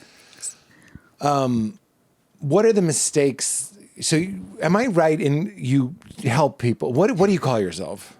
What are you? I'm concerned that you help people. Yes, I help people dating and relationship coach. Relationship coach? Yeah. Is that okay? Yeah. What is the mistake? Sorry, but we want people to get a taste Totally. of what you do. And I'm curious, what is the mistake you see most often? Like, what is the thing that everyone just seems to be fucking up? I think that people, like, if I had to put it in a nutshell of really encompassing all of the behavior that I would say is that people don't understand how to regulate their own goddamn emotions. And I see that because, and the reason I say that is because it manifests in different ways. So I see the number one thing, I get people, I work with over like 100 people a month and one-on-ones and coaching. Like I really try to help people to figure out like what's happening up here. Love it. And I also laugh because I feel like I'm interviewing the song Rap God. What's that? It's a very fast talking rap song. Oh, sweet. Keep going. I was going to say, I need to listen. You'll love it. I'm going to love it. You'll be like, this guy's talking at a normal pace. Yeah, this is, whenever I meet friends from New York, I'm like, I get that. I get this. Yes, like, that's right. We have somewhere to go. So how regulating their own emotions and it manifests in different ways. Yes, regulating the reaction to emotions. Because it's like, you're allowed to have your experience. I don't give a fuck. Go to the bathroom. But what I see is it's that like the number one thing I get in the question box is at the end it'll say, what do I do? And it's this giving up of control of like, I have no control. I can't do anything. I don't know what to do. And again, that reminds me of childhood. And so that's where this emotional regulation to the responses come in. Because I'll get like, I had this amazing date, but he didn't call me. And it's like, okay, the hypervigilance is in. You're dysregulated. You're looking for a problem. Your core beliefs are coming in. Instead of just being able to regulate and sit in it and say, I don't know this person. I'm not, what are my choices? And that's the biggest thing. Whether you're avoidant, you're anxious, I don't really give a fuck. We need to stop identifying people like Tamagotchis and start seeing them as people with complex human emotions and things and And the more time I spend trying to get to know them, the more time I'm away from myself. And I see that. Oh, so turn it around. Turn it around. Bring it in. That's why the why questions, instead of asking why don't they like me, I want you to reframe to I don't like. Okay, why didn't they call me? I don't like that they didn't call me. What don't I like? This is like nonviolent communication. Kind of, right? Do you know that? Yeah, of course. It's like I'm feeling sad because my need for security or reliability or connection isn't being met. Totally. But it's I'm not saying you should be implementing that in what you do because it's brilliant, but it's taking ownership. I have a problem, and that's what I'm hearing here. Yeah. I don't like that he didn't text me. Because I have a need for certainty. And then I was going to say, we go further because you're like, okay, why didn't he text me? I don't like that he didn't text me. Why don't you like it? Well, I have a need. Okay, what are the needs? Well, I need to feel like a priority. So that's the issue. You don't feel like a priority. Yeah. Okay, what facts do I have to back that up? Well, he didn't text me. That's not a fucking fact. That's the inaction. What facts do I have to back up? They didn't text me means they don't care about me. Yeah. Well, I don't have one, right? Then we start to say, oh, that's true. What are the contrary beliefs? Oh, they don't really like texting. Then when we can do that. That's like The Work. Do you know The Work? Byron Katie's The Work? Oh, yeah. It's like you flip it around. Have I done things like that to people that I care about? How is it not true? How have they demonstrated that they do care about me? But have you heard Velcro Teflon? Like something negative sticks Yeah. like Velcro and something positive slides off like Teflon. Oh, yeah. You have to hold it consciously for like 10 seconds. So an exercise of like, what are 5 ways that they have cared about me? Mm-hmm. And they got me those wonderful baking pans. They really think about me when they text me. They're very thoughtful. But yes, all of this, you don't need my validation, but you have it. I think this you. is fabulous. Thank you. Keep going. It's essentially just trying to see, what are my choices? What do I have control over? And what am I doing? And what am I doing? And what am I focusing on? When Ryan said no to me, I could have easily been like, what the fuck do you mean? And just knee-jerk reaction, gotten bananas on him and done that. And instead what I had to do was I came to him and I said, hey, can I share something with you? Yeah. Asking for consent to make sure that the person I'm seeing also is ready to have a conversation with me, because I don't just expect everyone to be ready. Yeah. And when he said, yeah, and I said, can I share something? Love that, by the way. We could stop on that. It's very good. We wanted, Are you available for you're available for a conversation. Yeah. Can I share something with you? Are you in a space that you can receive this? Yeah. Because we've all done that, where you tell your friend and you're like, hey, I'm so sorry. I think I just trauma dumped. Exactly. I said to Val yesterday, I can't go into my scheduling mind. I have to stay in my creative mind right now. Yeah. And she loved it. And then today, when we double booked this entire day, she said, this is what I was wanting to talk to you about. You're like, so in hindsight, I realized that this would have been important. Yeah, but tell that to that sweet ass outline I made. Yesterday, Pete was not listening. And that control. There it is. But even just like so I'll say, can I share something with you? Ask for consent. And I will start with I statements. You did not do anything wrong. I'll be like, I just want to preface, nothing happened here. I'm feeling. I said, I felt really dismissed. You said no. It reminded me of my dad. I got triggered. I shut down. I'm not asking you to change who you are, but what I am saying is, moving forward, could you just maybe follow it up with something? Yeah. And I remember he looked at me and he was like, that makes so much sense. I am so sorry if that happened. He was like, what I meant to say was no. And then he continued. And I was like, thank you. Because what did that just do? He was like, no, and get the fuck out of my face, dude. Like, but that would have been moonwalk away. That would have been awkward as fuck, because we had just moved in together. I'd have been like, yikes, hindsight. Probably should have vetted him a little bit more. My hindsight is 10/20. 10/20. Yeah, I can't see shit. I can't see shit both ways. Yes, keep going. But what that would have showed me is, then that's not a person that I can safely open up to. Exactly. That's not somebody that I could be vulnerable and open with, because they didn't create a safe space. They fucking judged me. Yeah. No, thank you. It's not a sad no. It's a celebratory yes to someone else. Exactly. Rejection's redirection. Yeah. Fail faster. Yes, exactly. And really what that taught me was, okay, then what did I do? I didn't ask for my partner to satisfy my needs. I satisfied them myself. I stood up for myself. I had a voice, and I could never do that. Because if I went to my dad and said that, it would have been led with disconnection. Yeah. And instead, what I was doing was deepening our connection. And then what does that tell my nervous system? You are safe. This is okay. Right. And I can hear you saying to your little, like, look, I felt this way and I took care of it. Yeah. And that's mostly what I tell my little person. I don't say little because it makes me think my wiener. Fair, but, you have that, I don't. When I talk to my massive, I often, I just have to show him examples of like my parents will say, like, we like to spend Christmas as a family because my daughter's 6 and we don't want to be traveling, all this stuff. And they're also the more brutally honest ways I could answer that. But I was like, trauma is fine. It's fine. Yeah, exactly. And so they come and I go, no. And I show that to them. I go, look, and it was okay. Mm-hmm. Everything was okay. And like a slideshow, you do like your thing, you show them over and over again. Look, Val, that's my partner, is available, is emotionally available, and is intelligent and is patient, and nobody is yelling here, and nobody is all that sort of stuff. Yeah, and like all the beliefs you have about yourself, like you are good enough. There is nothing wrong with you, and I'm sorry if I never showed that to you. Yeah, because that's also radical accountability. For me, I'm all about like not only just acceptance, but radical accountability. It's the same as like I'm a business owner, and I've always been taught like stop blaming everyone else when it doesn't work. You're the fucking business owner. It starts and stops with you. Obviously, there are things outside of your control, but on the aggregate, it's on you. And so with me, with life, if I'm looking at my life right now, I am 100% responsible for what's happening. I can't control other people, but I am responsible for my choices, my decisions, my reactions, my responses. And so if I can take control of that, then I will have much better and healthier relationships and a part of my life that I actually want to fucking live because I'm actually saying, well, I chose this. I love that. It reminds me of, I'm 46. I just figured out I really like swimming. And people are like, fine, I know. Better late than never. I know. People are like, find your exercise. And it turns out it was swimming. And it took me 46 years to figure that out. But it's like when you find the thing that you can control and you can do, instead of going like, I should hike. Well, I think hiking's a snooze and I don't like it or whatever it is. Well, if you wanted to, you would. We'll be right back. You're like, and I'll be alone when we get back. We got back and you're just gone. She's gone in a fire. Okay, so I'm going to throw something at you that I find very interesting. Yeah. Well, there's a couple things. Okay. But I'm going to start with this one. Okay.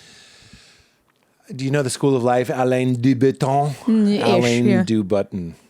Who knows? The American version. Do button? Alain Krasanwich. Alain Krasanwich and the School of Life is a YouTube channel that I enjoy. Awesome. And he said something that I really, some of it, by the way, I don't fully endorse. And I would say this to Alain, who I'm a big fan of his. It tends to skew a little like, lower your expectations. People suck. Just go inside. Like it can kind of lean that way. Yeah, you're like, I don't know why I left the house. There's not a lot of like, and this is kind of what's nice about it, but there's not a lot of Tony Robbins like, clap your hands and get out there. Like he's not like that. He's like, yeah, it's probably a reminder that we all die one day. And then the video's over and you're like, Jesus Christ. So, like, do I just sit with this? Yeah, like, what do I do with this? It's not a pick-me-up channel. It's a Radiohead kind of psychology, but it's also very helpful. I mean it. But he said that when you go on a date and you don't feel the spark, he says, and I agree with this, so I'll defend it. Oh, interesting. It's a good thing. Well, I like that. Okay. He wasn't evaluating whether it was good or bad. He was saying what you're actually noticing is that this person wasn't hurt in the way that I was hurt. Like our traumas don't match. Because when Val and I went on a date, our first date, we shared religious lowercase trauma. Yeah. We had a lot of the similar family kind of stuff, dynamics. So we're like hitting the ball back and forth, and we have not only do we have this like shared experience, but like those wounds have similar protectors, and now our protectors are, and one of them is joking, and we're joking, and we're like vibing, and then other people I hang out with, and I'm like, I would go on a date, let's say, and I'm like, where is this person? And it's because we're putting out these feelers of like, this is what my wound sort of looks like, and this is how I cope with it.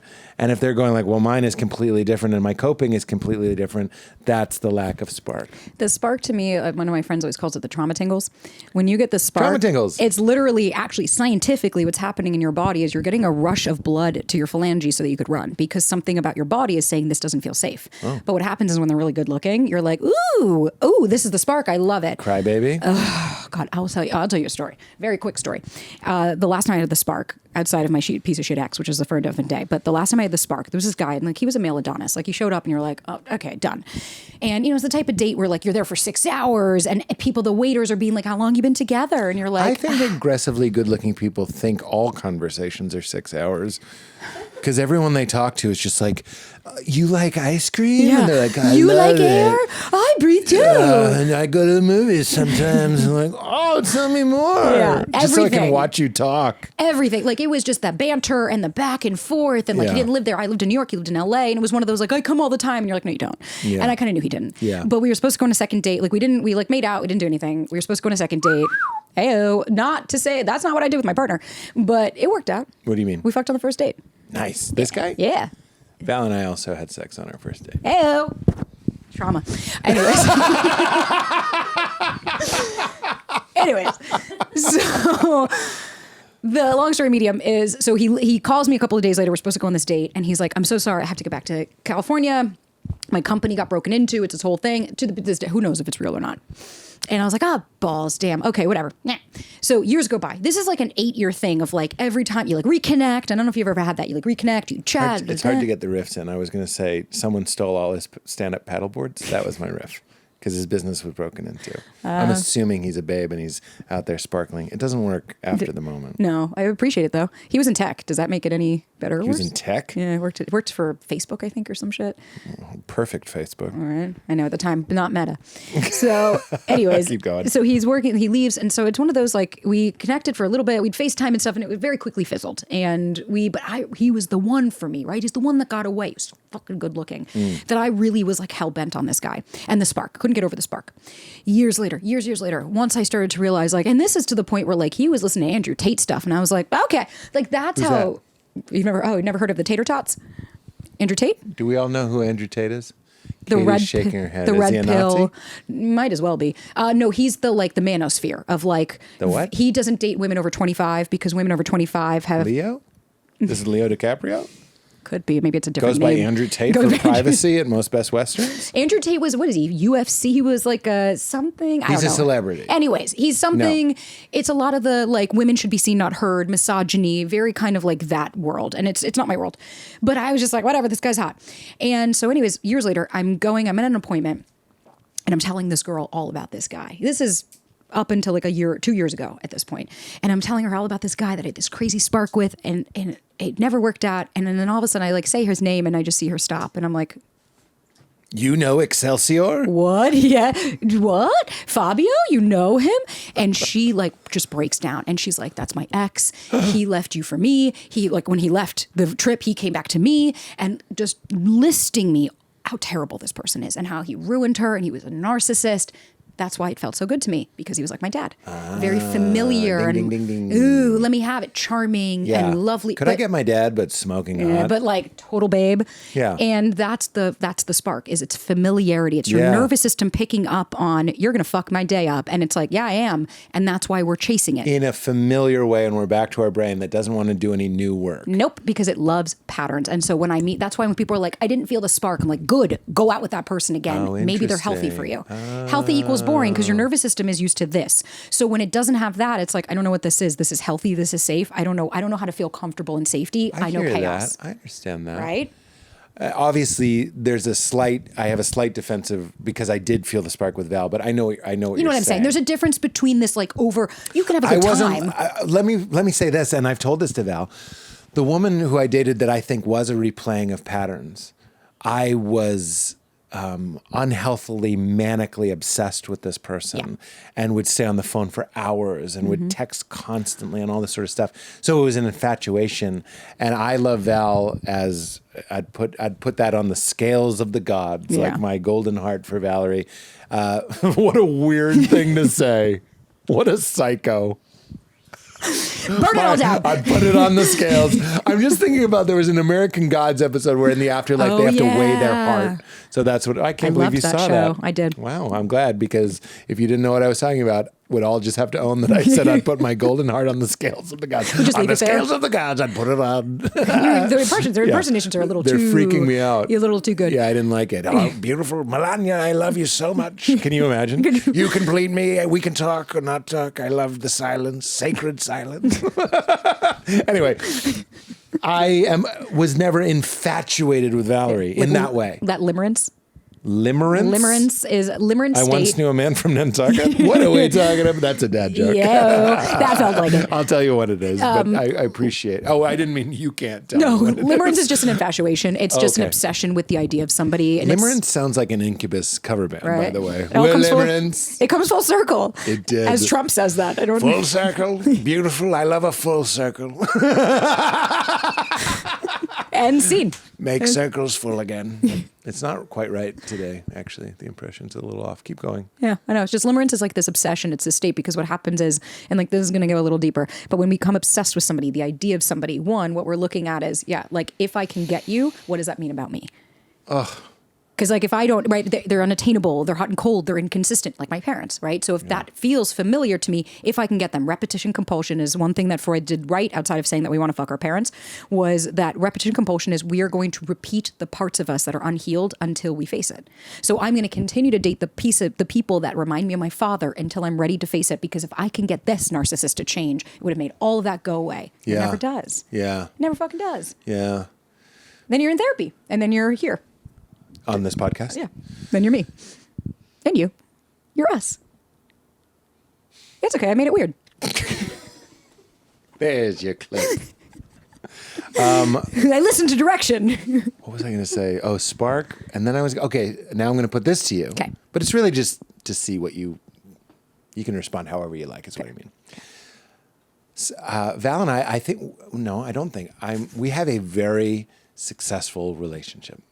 We've been together for 12 years, and it's everything you would think. It's like we love each other more. Every metric keeps growing and getting better, and it's safe. And I'm not just going to brag, but what I am going to say is sometimes people say like, what's the secret, right? And I think there's a chance you might disagree with this, and that's Curious. fine.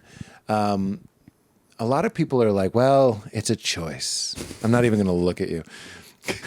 They're like, every day I get up and I choose her again. And it just sounds so fucking, it sounds like overnight oats. Yeah. It's like getting through a bowl of overnight oats. It's a choice. It's the marriage I want. We work at it. Or like, you just recommit all these efforts, all of this like efforting. And I do count myself as a very, very lucky person, lucky, privileged, blessed, whatever you want to say, specifically in this relationship, that I'm like, we don't work at it. We do micro workings. It's about these like 1 pennies, not $500 at a time. Yeah. It's like every day there's we're still seducing each other. We're still taking care of our bodies or oh my God. They're coming for us. They're coming for us. I know, it's your dad. He wants to fight me. I'm gay, am I?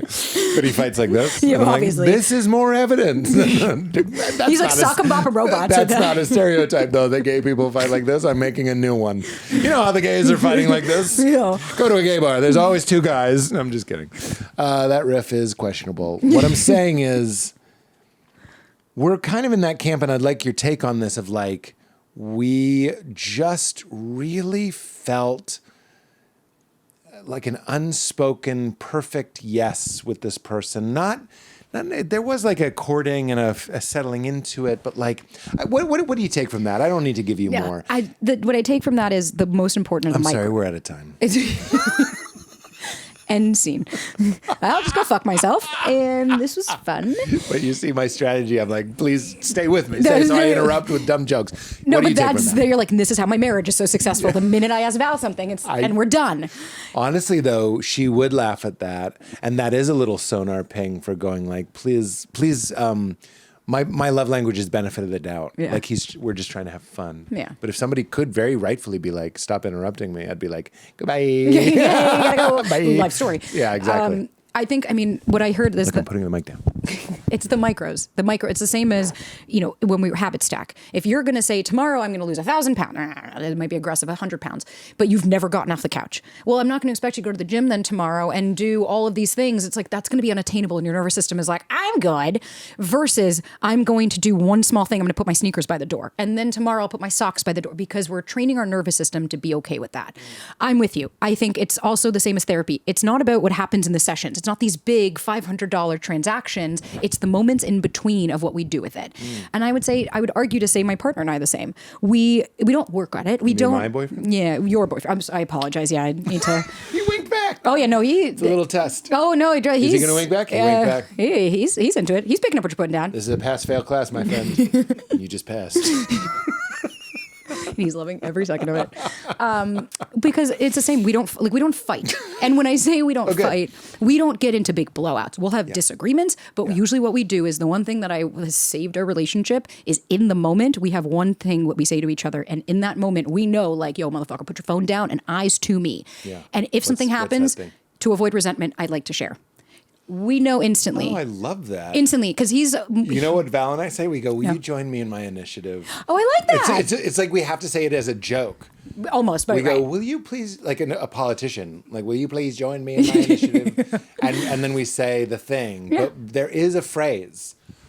You helped me uncover that that's one of the little pennies. We go like, let's not keep going though. That's a bid for connection. Yes. It's a bid for connection, because... And not to resent. Exactly. Because in the moments, like, and Ryan will start, I will say, to avoid resentment, I need to share with you because I'm going to fucking go insane and I'll overthink. And he'll say, I know he does not like to talk about feelings and emotions. And that's just his shit. And it's like, and we're working on it. And so he'll say, to avoid resentment, I know I need to share this because it's not going to help if I don't. And I know at that point, like, yo. So much more loving to say it then in real time. 100%. Because in the moment I can go, oh, and then I disarm. Like, he'll even say, hey, I need you to bring it down a notch. Like, you're not really listening to me right now. I hear that, and my nervous system is like, yo, dude, snap out of it, man. We need to be present. And it allows me to like stop and I'll scan the room and I'm like, I know where I'm at. Yes. I'm safe. You're okay. And we can have a conversation, because then even if it's a 3-hour conversation, we talk about it and then we see what comes. Is it makeup sex? Is it, you leave, right? Whatever it is. You get two things. One, Val and I say, I'm in my pain body right now, which is an Eckhart Tolle thing, which is a way of saying I'm flooded with an overreaction. Yeah. And then the other thing that really helps our relationship, you're making me realize there are a lot of strategies. They're just comfortable. They're comfortable and subtle and small. And one of them is if I'm... I would tell you if it was, but it's not. But if I'm mad about something, like it's not about Val, but if I'm mad about something and I'm venting, this really is Val's love languages. I'll be going like, and they fucking this and this. And then I go, I'm just venting. I'm okay. Like in the middle of it, I'll be like, literally, I'll go, and the fuck, you're safe. Fucking shit. And she, I mean, she's so into that. Yeah. It gets humid. That's it's a true. Wet vagina joke. Listen, I'm saying. Oh, you got it. You just didn't find it funny. Oh, it was clear. Oh yeah, no, it was clear. It was just, clammy. Yeah. Clammy. Yeah, I got clammy in there. Yeah, I did. Winks. You're a good winking couple. But like those check-ins, I know Val's love language is transparency. Yeah. And I was like, well, you married the right guy. Oh. Yeah. Well, and Ryan will do that. He'll be like, I'm offline. And that's kind of the same as what you're doing. Like, I'm offline is like when he's saying, like, I'm not processing. We say I'm closed. Yeah. We have that language too. We go, I'm closed. Because the thing is, muffin shop is closed. Yeah, it's just a big Brooklyn. I'm closed. The thing what is, if I was on a plane right now? No one can read your mind. You know what I mean? No one can read your mind. Yeah, go ahead. No, that's it. It's like, no, how would Val know that you're like, I'm not seeing this clearly unless you fucking tell her. Yeah. Because then what happens? You go back in your trauma. If you're like, I have to be hypervigilant, I have to assess your facial expression. No, I want to be in a relationship with you. I don't want to parent you. That's right. And it's like, that's the thing of, it's funny because we notice how, even as we're talking about it, you have tools, you have coping mechanisms, you have things that work, because what would have been the opposite? You maybe with your partner, it would have been, I shut down. I get small. Now you're learning that doesn't work anymore. Yeah. I have new things. It doesn't mean that you're not working towards it. That just means that you're learning new ways that it becomes more instinctual. Yeah. That's why it doesn't feel like work. Yep. I love that and I need that. Val and I, last night, we were talking about creative projects and she's making stuff and I'm making stuff. And sometimes we get like, it gets tight there. It was fun to notice that we were getting tight. This was at dinner last night. And I was like, again, I'm just hitting this ball to you to comment on it. But I was like, in real time saying, it's weird. It's funny that we're having this weird conversation, like that we're both kind of like, because she's going, my projects are valid. Yeah. And I'm going, my projects are valid. And like, sometimes it's just really helpful to go like, your project, like saying exactly what it is. Yeah. Like, you're important, you matter, I'm on your side. I want to understand. And I know you know me. My pain body is always like, my job is fun, so everybody thinks it's easy or something like that, or it doesn't matter, like basically that, like basically just that. In a I nutshell. thought it was deeper, but it's not. And my pain body will be like, I'm sorry that part of my job is staying in hotels and sleeping in, but it is, when you have a kid too, that becomes like a what weird you look forward flex. to. Yeah. But then, you know what else we do is, I'm all over the place, but I'm like, I'm honest about, I do get to stay in hotels and sleep in, and I like that. 100%. That's what I meant. Oh, it's funny. Ryan, at least me, our relationship were such polar opposites. He was in tech 9 to 5. You come in, you clock out. I like organize and structure, rigidity. And then there's me that I am like, we say he's the picture frame and I'm the picture. Like I get to be the everything and he keeps me in. But what that comes, a lot of fucking, it doesn't always jive. Yeah. And so I'll be super excited about something. You don't give a fuck about it. And it's finding a balance of knowing that like your partner matters. If you're actually in a relationship or if you're dating, start to give a shit and get curious. That's the thing is like curiosity will solve so many of our problems if we shut our goddamn mouth and instead of trying to defend and instead of trying to get curious of like, hey, could you tell me a little bit more about what made you feel that? Mm-hmm. Because then I can disarm and actually listen to it. And like, I don't feel heard. Oh, you don't feel heard? Okay, what made you feel? Well, 3 times you got your phone out. You're right. That is really disrespectful. That is a micro... Owning it. Own it. Yeah. I'll have so much more respect for somebody. The deflection, the defensive, that's not emotional maturity. And Yeah. if you don't have that, emotional intelligence is only sexy until you date, or isn't sexy until you date someone that doesn't have it. Yeah. Then next thing you know, you're like, all I needed to do was say sorry, and now we're 45 minutes deep into this bullshit. And if you had just said I'm fucking sorry 45 minutes ago, we would have moved on. I agree. And here's another one I'm going to hit to you. I'm excited to hear your response. Something that's been really helpful for me, and we do almost every day, is I say, I'm sorry, I was just embarrassed. Meaning there's some weird flare up. Yeah. And then if you walk it back 2 clicks, you just realize that you were embarrassed that you didn't know what Parliament was. You know what I mean? And in that moment you go like, who gives a fuck? And you start doing something. Yeah. And you go like, for me, getting in touch with that specific emotion, because when you're embarrassed, you send out the troops to like, I am valid, I am smart, I am good, or I'm worthy, or whatever, and they overcorrect. Yeah. When really it's just nice to say like, I'm embarrassed. I felt like I said something stupid, and then I was overcorrecting or whatever it was. I've done that too. I'm like, I'm sorry, I was scared. Like, or if I snap, I get Scared is a frustrated. great one. You know, like sometimes because like my business is new. I'm still navigating the ups and the downs. And one day you're here, and it's social media. It's all of the variables that are really tough. And then when you have the issues that I have that hit childhood core wounds and validation and external, it's like it all becomes very muddy. Yeah. The amount of times I've snapped or like say something, and even Ryan will be like, "Whoa, wait, where'd that come from?" And I'll stop and be like, "I'm sorry, I'm just really scared." And I totally took that out on you, and I apologize. That wasn't my intention. Fear. And embarrassment really is fear, by the way. It's just like, shame. I was scared. Shame is fear. Shame is like, when Sad we is think, fear. I'm just kidding. Angry is sad. I was We all going to know say, that one. Yeah. sad, mad, glad are the primary emotions, and then things that come on top of it. So we had a therapist once where I would say, I was frustrated. Okay, frustration wasn't here. What's there? Yeah. And at first I thought it was a trick question. She would ask me, and I'm like, do you have an answer that you want? And she would be sad, mad, or glad? Yeah. And then she would be like, sad, mad, glad. And I was like, oh, you could have just told me that. Yeah. It's been 20 minutes. Now I'm mad. Yeah. And so I was like, meh. And so when we start to understand that, and then when you give credence and you say, I'm sad, it's like you allow that part of you to be like, hey, thanks for seeing me. Nobody listens to me. And you're like, I'm here. I'd like to know the curiosity. That's the only way. Otherwise, I would be telling myself I'm fucking insane. Okay, what do we do? I think you and I are both operating under a certain assumption, which is a lot of people, I think.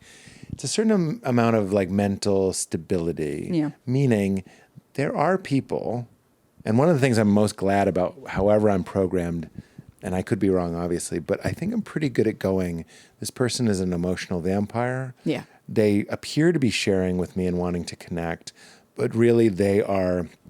I'm not trying to be funny, but when I say like insane or something, that's too broad of a brush, but I don't have the language. I'm saying I'm talking to somebody and they are telling me, like I had a 5-minute conversation with somebody recently and they told me about someone in their family who had died. Yeah. And I was like, what the fuck is happening? Like we were eating pretzels. So and trauma I'm like, dump. What is this? Yeah, trauma dump. But it's also an earmark. It's an indicator of something unsafe to me. And not everybody has that. My daughter's 6, for example. And as we go, we'll start teaching her like these ways. So I'd just like you to address, like, you and I are kind of extolling the virtues of sharing and being like, I'm embarrassed or I'm scared. And then there is kind of a perversion or a grotesque version of that where it becomes sort of inverted or weaponized. Would you address that? 100%. I think so many We're people. out of time. I don't even know why I fucking bother. Is the mic even on? So I would say the podcast is released and it's just me. That's when you know I am your dad. like, Don't date me. my trauma just follows me everywhere. Mustache. You can't get away from this. Can't get away from it. And all the clips are just of you. And I'm like, thank you so much to our brilliant guest, Sabrina Zohar. She bestowed so much wisdom. Check out, do the work. Keep saying it. Wonderful podcast. So many people will listen. That's the problem. I don't even remember what we talking about. That's my job. That's not your job. As I said, there are people that weaponize it and invert it, and it's grotesque. A lot of people will, and there's 2 different versions, right? And we think about love bombing, and you think about like, the coming on really strong. My mama always says, when you start at 100, where else are you going to go? Like, you're not leaving space for more. Yeah, my therapist gave me that note too. She's like, "What are you doing? What are you doing?" Yeah, because there's 2 right? There's 2 roads that it really goes down. Now, of course, there might be others, but fuck off. So there's the one of like the narcissist, right? Their intention, its intention is really important. Their intention is to manipulate, to love bomb, to come on really strong because they want to disarm you. you. So that way you feel safe with them, right? Oh, I can trust them. Because then when they go into the devalue stage where they start to put you down of the like, yeah, you look good in white. I mean, considering how your hair color is, something like that, that's like a backhanded that you're like, huh? Oh, but because I love you. And you're like, right. So the intent is manipulation. Then there's the other school. And the intent is to feel safe. And so they'll go all of the oversharing for someone to see them. And that's where, like, at least for me, like I've dated people like that. I've been that person where like all of a sudden, second date, I'm crying, being like, my brother was taken when I was 10. And you're like, wait, whoa, I just really wanted to expedite that intimacy with you.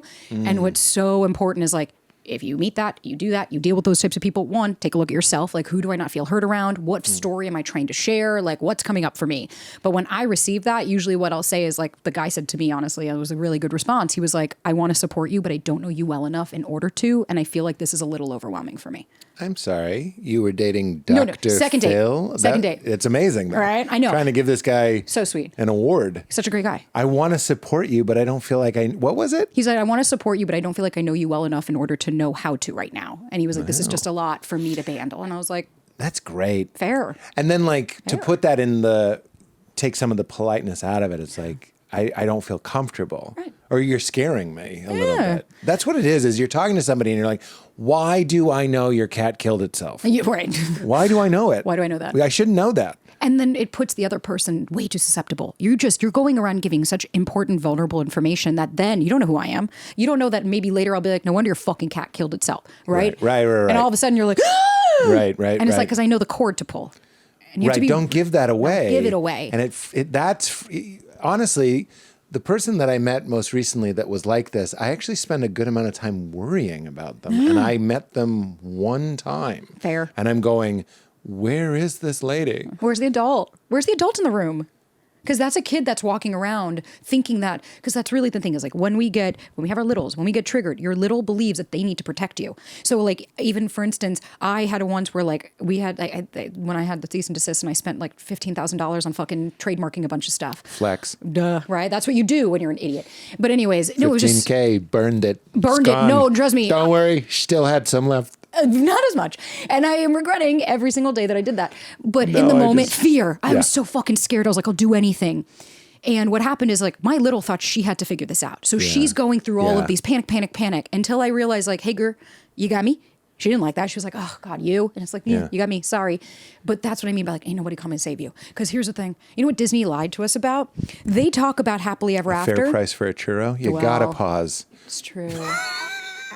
Keep going. It's true, though. If you want the golden, you got to pause. If you want these churro riffs, what did Disney lie to us about? No, but I do want the churro riffs. No, you don't. I do love churros. Nobody wants these. You'd be surprised. Oh, I'm abandoning myself. Yourself People do want these. They do. Lots of people want these. Yeah, they do. They're literally here for it. Heyo. See, you're little. I see you. I hear you. I see him too. You. He's so cute. Well, so anyhow, cute. Disney lied to us because they talk about happily ever after, but what they don't talk about is like, what does that look like? Yeah. Prince Eric, was he an alcoholic? Like he Which couldn't. one is that? Cinderella. Motherfucker couldn't even identify you from your face. He had to know your shoe size. But yet you think marrying him, did he have a drinking problem? Did Beast and like what happened to Beast after when Beauty married? Hungry? Gone. Gone. Hungry? Gone. Stockholm syndrome. And you're like, was she, did she gain 30 pounds and not leave the house? Like we don't look at what comes after. Yeah. And that's for talk about a Disney churro. Sorry, so many riffs. They're all gone though now. You and I have Beast a very similar brain. Ate her. Beast definitely ate her. I just want to say 100%. Candlesticks and all. The first fight. Why do you think Chip was chipped? Beast got a temper. But why do you think? Are you Beast? Because he had a candlestick, and you've said a lot of things about lighting things on fire. Oh my God. Oh my God, you're Beast. Val is Beauty. I'm the rose. Fair play. The weirdest response. I'm the rose. I'm the rose. In the glass case. I'm in a glass case of emotions. I am in a glass case of emotion. Well, that's the other relationship tip. This is so absurd, but it's going to be the most honest thing I've ever said, is find somebody who finds the way that you're annoying to be delightful. Yeah. Like if the way that I'm too much, which I concede, I like to say I'm shushed by children. I have been shushed by children. I get that. Val is about it. Yeah. And that is the best feeling in the world. If we're at a party and I start to feel like I'm not like I'm vanishing, which is an unsafe feeling for me, and I start saying inappropriate things, Val might be kind of like, and then there's a part of her that goes like, he's not boring. Yeah. Like she likes it. And I mean that. And that's true love. And the way that Val is whatever, I'm not trying to be schmaltzy. I'm just saying like, she's not as extreme as I am. Yeah. If one of us is more forgiving or allowing, it's her. Oh, I'm sure. Yeah. I've got old frame over here. Old frame over here. I've got stoic. You mean over the there. frame is disproportionately Weird. holding the art? Emotionally, Yeah. I'm the same. I am. Yeah. My friend always said. I remember telling him, I'm like, I always feel like I'm too much. He's like, then let them go find less. And I was like, Shaboop. you're right, because kick rocks without shoes. Like, I don't really give a fuck. If I'm too much, there's other people. I get, even to this day, I remember I did Nicole Byer's podcast, and I had people message me. Edit that out. What? Mentions of other podcasts. We don't want that. Okay. I did an unnamed. Yeah. You know, I did another podcast. Audio recording. Yeah. I did it's weird, right? Yeah. And somebody actually found me on Insta and DM'd me and was like, you need to learn how to take a breath. You spoke too fast and you gave me a headache. Yeah. And it's like, how about, here's my best advice for you. And I'm going to say this with a lot of love. And I'm going to tell you something you might need to learn. Did you write this? Yeah. I was like, go fuck yourself. I was like, that's it. I said, obviously you've never been punched in the fucking face. And I was like, for you to reach out to someone and tell me that you don't like how I do things, that's anxious attachment at its finest. I'm uncomfortable with my surroundings, so I need to control everything besides myself. Because you know what? You have a fucking choice. Walk.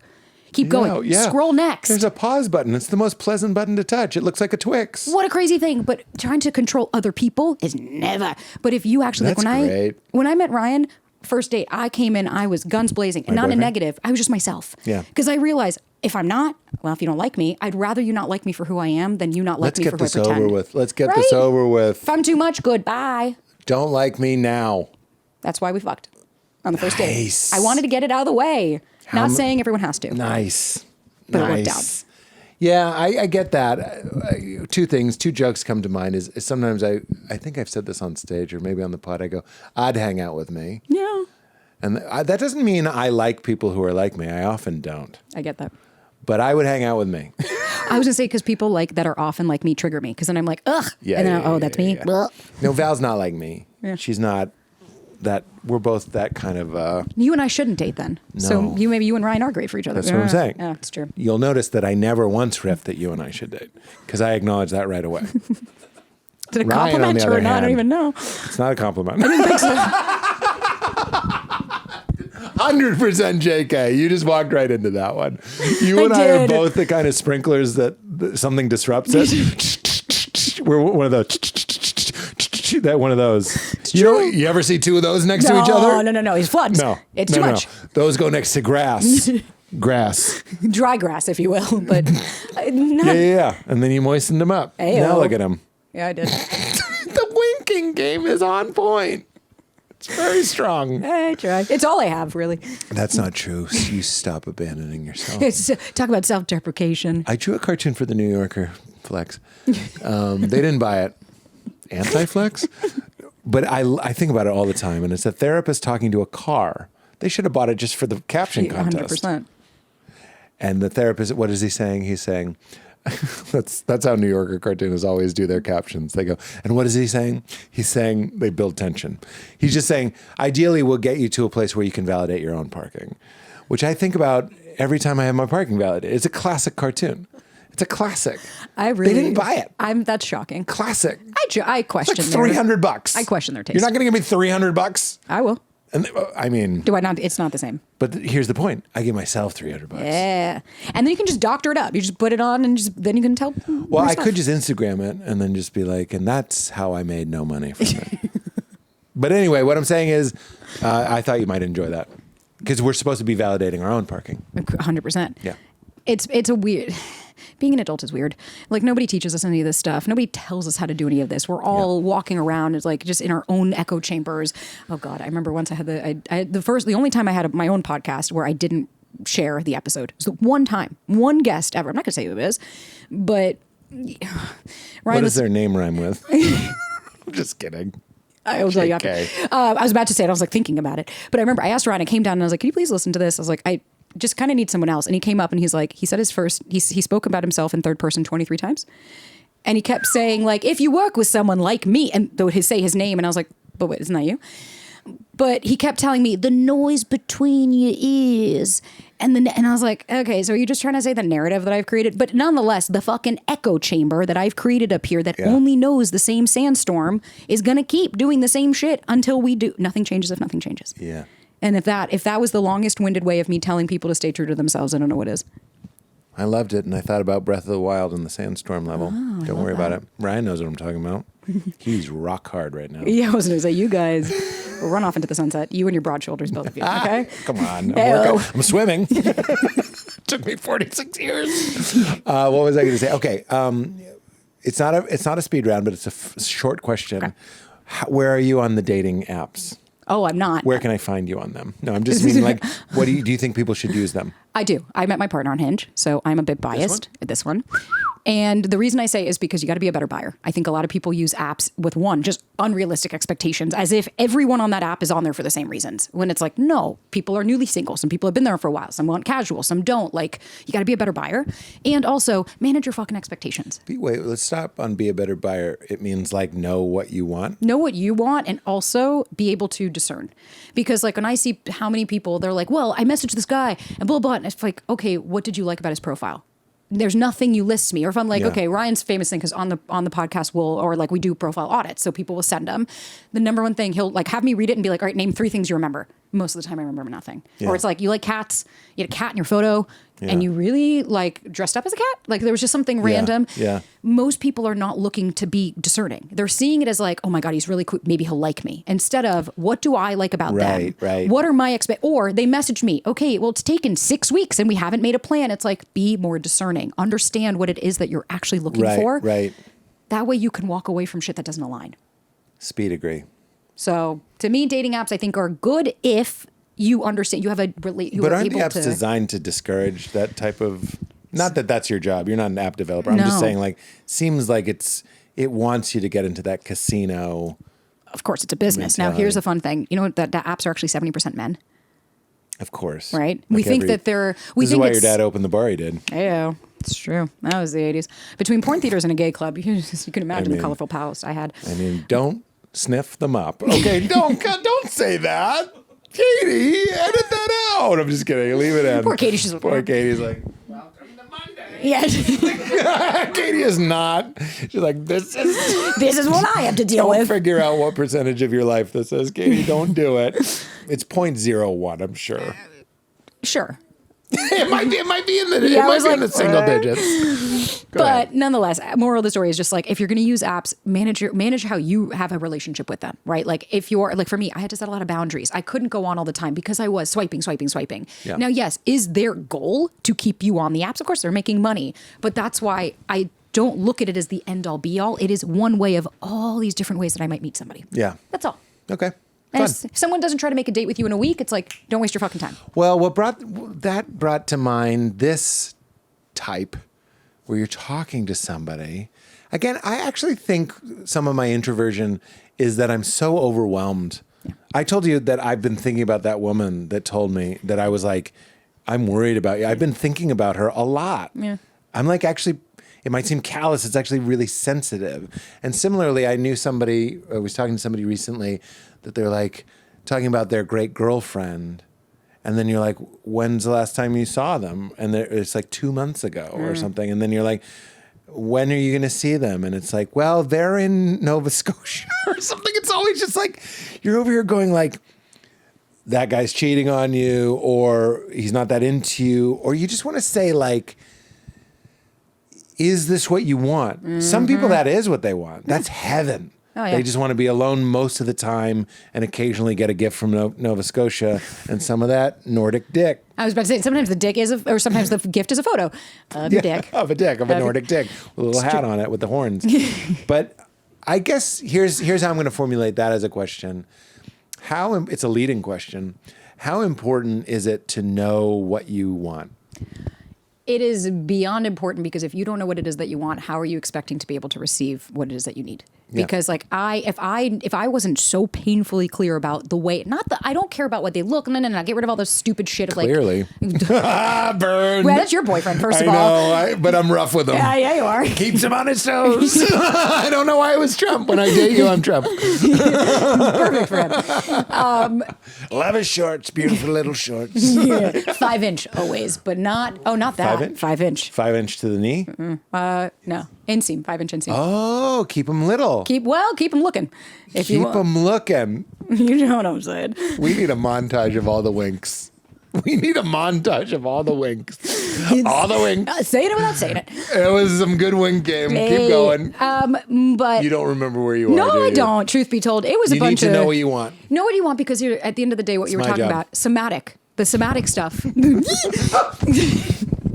The feeling, because if I don't identify, like for me, I knew I needed somebody that acts of service was a way that they love me. So when I went, Ryan and I were the love third, Lang. that we had our third date. I remember I was leaving and I told him how I don't really eat lunch because I'm all over the Prince place. Charles doesn't eat lunch. Well, Oh, King Charles, excuse me. Just downgraded him. I neg him so. poor guy. Yeah. Is that your another boyfriend? It's another boyfriend. I keep his shorts like- short and I keep King Charles on speed dial. I don't know how to finish that riff. You go. Just starved for more. But he So- also doesn't eat lunch. Yeah, so I don't eat. I just that's my Food slows you down. the ADHD. Like I don't think about it. My brain is all over, and then by the time I'm like, oh fuck, it's 8 o'clock and I haven't eaten. That I guessed. Food slows you down. Yeah, That's I'm like, it's my brain. That is a microaggression. But I it's don't probably like true. It was a guess. Confuse you, but anyway. It was a Anyways, loving guess. when I left his house, he gave me lunch, and he was like, "Hey, I know that you don't really eat, so he's like, I made leftovers last night, so I wanted you to have food for tomorrow." Sorry, the ladies of America All right? salute you. Just the panties have dropped They collectively. they would slide down if they weren't sopping wet. Jesus Christ. We are The vaginal moist. riffs on this episode are not suitable for ads. I'll Which tell is you that funny right because now. I don't normally, so I'm going with it. It's fine. But nonetheless, like if I didn't know how I wanted to feel with someone, I would have been like, ugh, he's like a nice guy. He's not really good. But I didn't really know what it is that I needed. I knew what it Yeah. is that I wanted, which was not healthy A for tuna me. melt is what you needed. Right? Yeah. Yeah. A Actually, sandwich. though. Just Yeah. a A sandwich. Yeah. But what I actually wanted, or what I thought I wanted, was somebody who was grandiose and all of those things. But what I needed was actually somebody a lot calmer, a lot quieter. Not quieter in that way, but like more centered. Yeah. And quieter because I don't shut the fuck up. More of a steady Eddie. Yeah. Who knows? He might be a real gabble gus. You wouldn't know. No. He there's doesn't no like gaps. He doesn't like talking. You're like Frogger, but the traffic is just constant. And you're like, I like my little frog. He just stays there. Motherfucker doesn't have a window. No. You should have seen when I first met him, the whole time I'm sitting there and I was like, you didn't have a personality. Because I would say something and he would do the, I mean, It takes him a minute. Pretty fast at riffing. I've gotten like 1 out of 8 in. So I want you to know you're not alone. trauma. Oh, that's not a dig on you. Oh, this no, is I'm- a day off for me. I was bowing Do you my think head. I want to be riffing? Yeah. You're welcome. I don't need to be hosting the show. I'd love. You're a dream guest. Just take it. You are. I really want you to know that what a wonderful guest you are. Thank you. Sorry to be sincere. It's off-putting. Yeah, I can see how Wet just vaginas. I can see the visceral discomfort of like I'm nice. we both didn't know what to do. No, I was like, what? You're like thank you. I'm learning that. That's my Yeah. thing of like Yeah, just know accept it. just know how to say thank you and not followed up with you're right. I'm terrible. No, thank you. Yeah. There But you go. you can imagine when we first met, I was like, wow, this guy doesn't talk. And what I realized was he doesn't talk. But when he does, it takes him a minute to process and to think. So now I've learned Yeah. to shut my fucking mouth. Not doing Steady so well. Eddies. Steady Eddies are good for. Phew. Shots fired. I was going to say nut job, but I didn't. I didn't do it. I couldn't do it. Your eyes were like glistening. What's he going to say? And I was like, don't say nut job. I was like, who then I knew did. that on a day when I was like, I need to build myself up, come I to know, Pete's yeah. podcast Well, and for the just get humbled. moisture jokes and call you a nut job. See, that's what Val would find charming. If I said, I was going to call you something, and then I said, don't say nut job, and Val would be like, but you did say nut job by saying don't say nut job. That's what you want. We don't bicker, but there is like but you do see that you just did it, and we love it. So when people do no offense and you're like, that doesn't make it any better. I know. Or that's just my opinion. Yeah. It's like, those are bad shoes. I'm just saying it like it is. It's how it is to you. You're still rude. By the way, I don't think we spent enough time on you saying you've never been punched in the face. You typed it. Were your hands shaking when you typed it? Yeah, you were mad. I was on it, and then I was like, mad. I was so mad. But did you read it before you hit send? I sent it. I you sent it. Then you read it? And then I blocked him because I got scared. Yeah, blocked. I blocked and blessed. No, he doesn't get to blocked and blessed. Never heard that before. Is that a thing? Oh, it's very much in my world. Blocked and blessed. Why would I want you in my ecosystem? Why would I want, you wouldn't come up to me in person and say that shit to me? No. You open the window. You just can't. You can't stick your head out and just listen to the people walking by. The people that aren't doing the same thing. No, because there's a lot of people that don't put themselves in front of other people and don't understand what it feels like to receive, to have people tell you how much they don't like you for just being yourself. I know, and you know, there's a very good chance that you or I remind somebody of something. It has nothing to do with anything. No. Yeah, I think. Do you know Byron Katie's The Work? Yeah. Oh, you do? Yeah. It's wonderful, right? Yeah, it's great. I just think you would like it. And you do. I was going to say, there's a lot, because there's so many different schools of thought. There's so many modalities. And that's how I got to where I'm at, is I started to learn all these different isms that I really liked. And like, can I talk? Frankly speaking, I'm in your doing mind, great. that was a long gap. Both of us were just like, "Oh, she took a breath," and you're like, "Jesus Christ, what the fuck is wrong with you? Put a sentence together." You can see in my brain, it's like, cannot compute. You could see the fuck up, and then it's like, we're back. Yeah. Now go throw up out of your mouth. Yeah. But I don't remember what I was going to say. Anyways, that's my job. Yeah. But I don't remember this time. Perfect. Brandon Boyd and porn theaters. That's all we were really going to talk about anyways. Mom, Dad, Brandon Boyd, mistakes you've made, mistakes most make, show up as yourself, manifesting. You did talk about manifesting.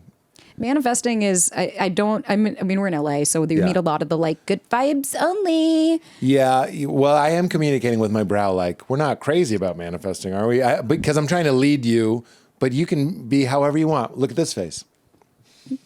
Still, it's so much judgment that you don't even see. I'd see Tell me about manifesting. Here's what? I'm trying to just flatten every... So to manifest, you have to talk to the universe. And it's like, I look at it as I need to get really clear on where I want to go so that I can be prepared to receive it. Well, I'll say this, and it does happen to be the girlfriend who I wish the best for, and that's very sincere. She was a very exciting, intense person who I was crazy about. This is the infatuation girl. She told me manifesting stories that blew my mind. Yeah. Blew my mind, including kind of me. Like, it was weird. Yeah. I was like, did I get pulled in by someone's The Secret thing? Like, am I that? You're on her vision board? Yeah, basically, that I heard not the siren's call, but like I heard the pan flute and I just walked towards it. But like, there were some stories like, and it sounded like you had a story where you manifested your first boyfriend. Yeah. His name was Brandon. And his name was Brandon. Yeah, because I believe. mean, I hope you said that in the middle of your first sexual encounter where you were like, you have that same name as Incubus. I was thinking it. That's why I did it. But I don't believe, I think my issue is, and I've had a friend in New York years ago, and she was an actress. She reminded me of Tobias Funke. Like, she just was like, I'm an actor, but like never worked. Didn't actually do anything. Similar short length as our never nude over here. Exactly. I wish you guys could see Ryan is wearing never nude, not denim, but they're never nudes. Close enough. That should be your clothing brand. You should have a never nude brand line. Just the never nude line. Yes. And she was very much like that. Where like this girl, just everything was her vision board and how she's manifesting. But the girl never went on a fucking audition. Like, she never did anything. Yeah. That's my thing. Of if you want to manifest, get very clear on what it is that you want, and then go fucking make action. My goal. I want to be on TV. Okay, I want to be like a host. Yeah. So then what does that mean? I need to position myself because I have a clear direction of where I'm going. Yeah. But if I just sat at home every day and didn't do shit, I'm not manifesting anything. I'm just sitting in delusion. Well, it's interesting. As you're saying that, I'm like, let's say we are invoking the universe. You're a lawful expression of the universe, so you can also be involved in that. That is that old church joke where they're like, guy prayed every day to win the lottery, and then one day God opens the heavens and goes buy a ticket. I mean, it's a cliche for a reason. It's a good story. A lot of people are going like, I'd like to be on TV. You'd be wonderful on TV. And you should get in the mix, get involved, say it. Pursue that. If only there was film in these cameras. I snorted. When you find out none of this was real. Recorded. And I find out that you don't even have a podcast. You're like, this was just for me. No. I just like meeting people. It's like the guy that goes through airport security to just hang out. I just buy a flight to LAX from Burbank. I just thought it was a good time. Just so I can go to Panda Express. It's fun. Okay. It's true. But no, manifesting is real. I think it's real when you're real with yourself. I don't believe in the woo-woo, like, oh my God, I'm tapping it. You believe whatever the fuck you want to believe. We're in LA. But I do believe that if I get really clear on what I want and I actually believe that I could do it, then I don't think there's anything that stops me that's in my control. Yeah, love it. I'm trying to remember. I at one point I put this together and it became this thing I try to remember. I think everything you get, you did manifest, but you don't get everything you manifest. I like that. Does that make sense? Yeah. Because there's just too much. When I get real thin, if old Petey has like a vision board on his phone, it's not a good month for Holmesy. Like something's fucked. Yeah. And I made a vision board. This was, I don't know, 4 or 5 years ago. And every single thing on it didn't happen. Yeah, same. So like we need to have an understanding of manifesting that allows for when it doesn't happen. So that's why I like everything you get, you did manifest, but not everything you manifest, you get. Me a year ago would have said, hey, we worked for this. We moved to LA. We did all the things that you said you wanted to do. You're on these amazing podcasts. You're getting to meet some good people. Present company included. Oh, I'm sorry. Am I Nicole Byer? You Salty are bitch. Banned. Salty. I'm your dad right now because you were never my guest. No wonder I'm here. No wonder. I tell you, trauma follows me or I follow trauma. You're a wonderful guest. Keep going. I hate this riff. I disown this riff. Now we wait for the riff to crawl back. Yeah, I was saying now I have to come in to kiss your ring. Yes. Oh my God. But nonetheless, I think I truly believe like the version I am last year would have been looking at me being like, hey, well, we worked for this. So what the fuck is your problem? Why aren't you happy? And because it's always a moving target. When you're manifesting, what we have to look at is not about what am I trying to achieve? It's also how can I be really happy with what I have right now? Because if my mama has always said, you were good before them, you'll be good after. And they're an addition to your life. It's not instead of. And if I'm always putting this benchmark of a relationship or a career or somebody, and I'm not staying in the moment to be excited about where I'm at, then what the fuck is that going to bring me? Yeah, that's right. Just another pit stop to want something that's up the road. There's more zeros to my problems. It's like, it's not actually, but if I can actually be in the now of like, what I've always said is I want to be able to. It's just panic with better ice cream. Sorry, Yeah, I wanted to riff on it. No, that's anxiety for me. Yeah, it's just dread with bottle service. Sorry, keep going. I'll take it. But you forget, don't you? Yeah, I do, honestly, because my brain is already like, where are we going? I know. You'd be like, if Batman was driving you to the Batcave, he wouldn't have to blindfold you. He'd just have to be like, tell me about what's wrong with fast food. And then he'd drive right under Wayne Manor and you'd be like, what? How'd we get here? I say that as someone who also could be assuaged with light conversation. Yeah, because all of a sudden it's like, something shiny. Because my brain can't handle more. We have just a minute left here. Okay. In this made up thing that I've made up. We're running out of time because Last Call with Carson Daly is on after us. What? You've already cut me off like so many ways. Sorry, the camera's done. I know. So this ended like 2 hours ago. Just put me in a Vitamix. We're going to end with how we started because I'm selfish, but like when you have parents that aren't available for what you're needing, what do you do? Like, how do you thread the needle of this I'm okay with and this is too much of an ask? Right now, as like an adult, when you've had dealt with that, I think it's really about just looking at what is their bandwidth to be able to satisfy that need. Your needs. Yeah. And if that's a very low bandwidth. Manage your expectations. And then when it comes to like, let's say your dad is like, you don't visit enough. What do you say? Usually my response is, and when's the last time you did? I just put it back. But what if he's like, I can come next week and you don't want him to? Oh, typically I'd be like, I'm traveling then, but let's get a date in the books. I'd love to see you, or what I would say is I'll call my sister in a full panic and be like, all right, motherfucker wants to come. How are we going to do this? How many days at your house? How many days at mine? I look at what can I actually handle? Because for a while I didn't have my dad in my life. I didn't talk to him for years on end. And when I met Ryan, I hadn't spoken to him. And it took me a minute to get the courage to say, if I want you in my life, that's because I'm choosing to have you in my life, not because you're forcing your way in. And did that change things for you? Yeah, it's to a certain extent. We talk every few months, like we barely speak. And when we do, it's a nice reminder of why we don't speak more. And how long are you taken out of the game of your life, exercise, good mood, productivity, after you talk to your dad? How much does that throw you off? Nowadays, not as much as it used to. It used to be That's days. what I was hoping you would say. It used to be days, and now when I hang up, I'll just be like, and this is a reminder as to why I have boundaries with you. This is a big breakthrough for me in therapy with internal family systems that I wasn't leading us to, but I can't wait to share it with you and see what you have. Is I had to talk to all of my protectors and all my parts and all my littles and all that stuff. And we kept saying, like, I was like, we'll just accept them. We'll just accept them. We'll just accept them. And they didn't believe me. They were like, and I knew that they were right. They were like, there's a combination of behaviors, words, whatever it might be, that will upset you. And the breakthrough of all breakthroughs, it was huge, was that's true. And I'll handle it.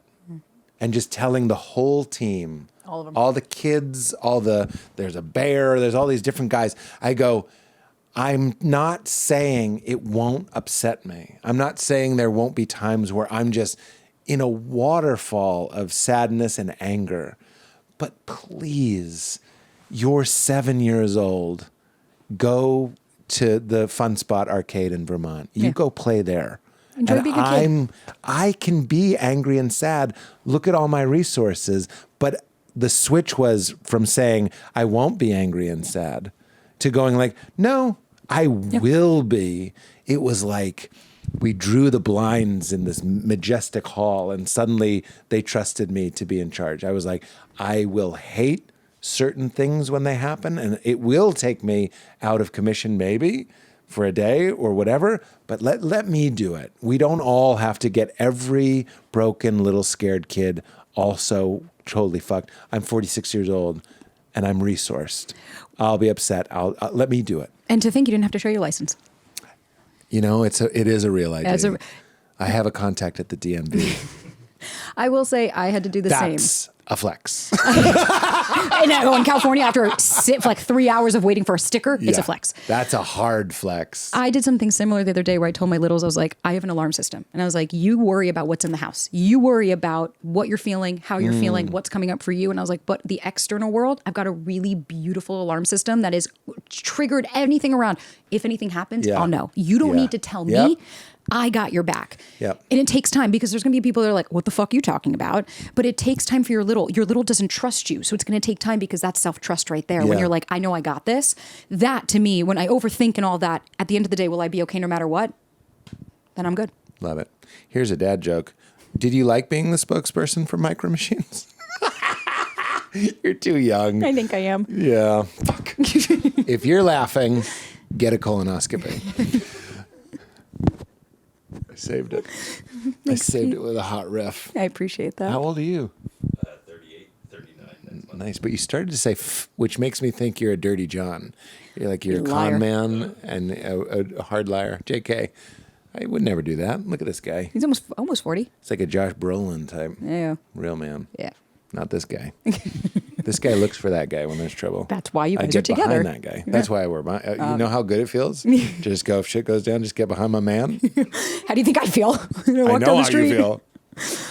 You can get in my back pocket. It's Perfect. just I'm very big, and I'll get behind him, and we'll all be safe. Perfect. He'll be long dead. By the time they get to me, I am so good. I got two of you. He's dead. I'm maimed. You're gone. Yeah. You were hidden in my pocket. It's perfect. The perfect gene. Use promo code WEIRD. Well, thank you very much. There's nothing else we have to do. Just, you have to say, keep it crispy. That's how we end. Keep it crispy. And you did it. What if it was like some weird incel thing, like, ah! And then your podcast, we've said is a million times, but you say it, you plug it. It's called The Sabrina Zohar Show, not anything else. And it's on Spotify, YouTube, Apple, all those things. And if you want to see me talk to a camera for 35 minutes, come on in. You think this is fast? Just wait until I'm talking to myself. Wow. 4 hours of podcasting in 15 minutes. That's the Sabrina guarantee. What do you mean? 30? What? Talk on what camera? I talk to myself. I do solos. Oh. Riffing. Just straight riffing. So I'm like, imagine me with my brain. That's why I need notes. Because all of a sudden I'm like, how did I start talking about like World War III? And the next thing I'm like, oh, that's shiny. I don't know. Yeah. There's only been 2. Well, thanks for doing it.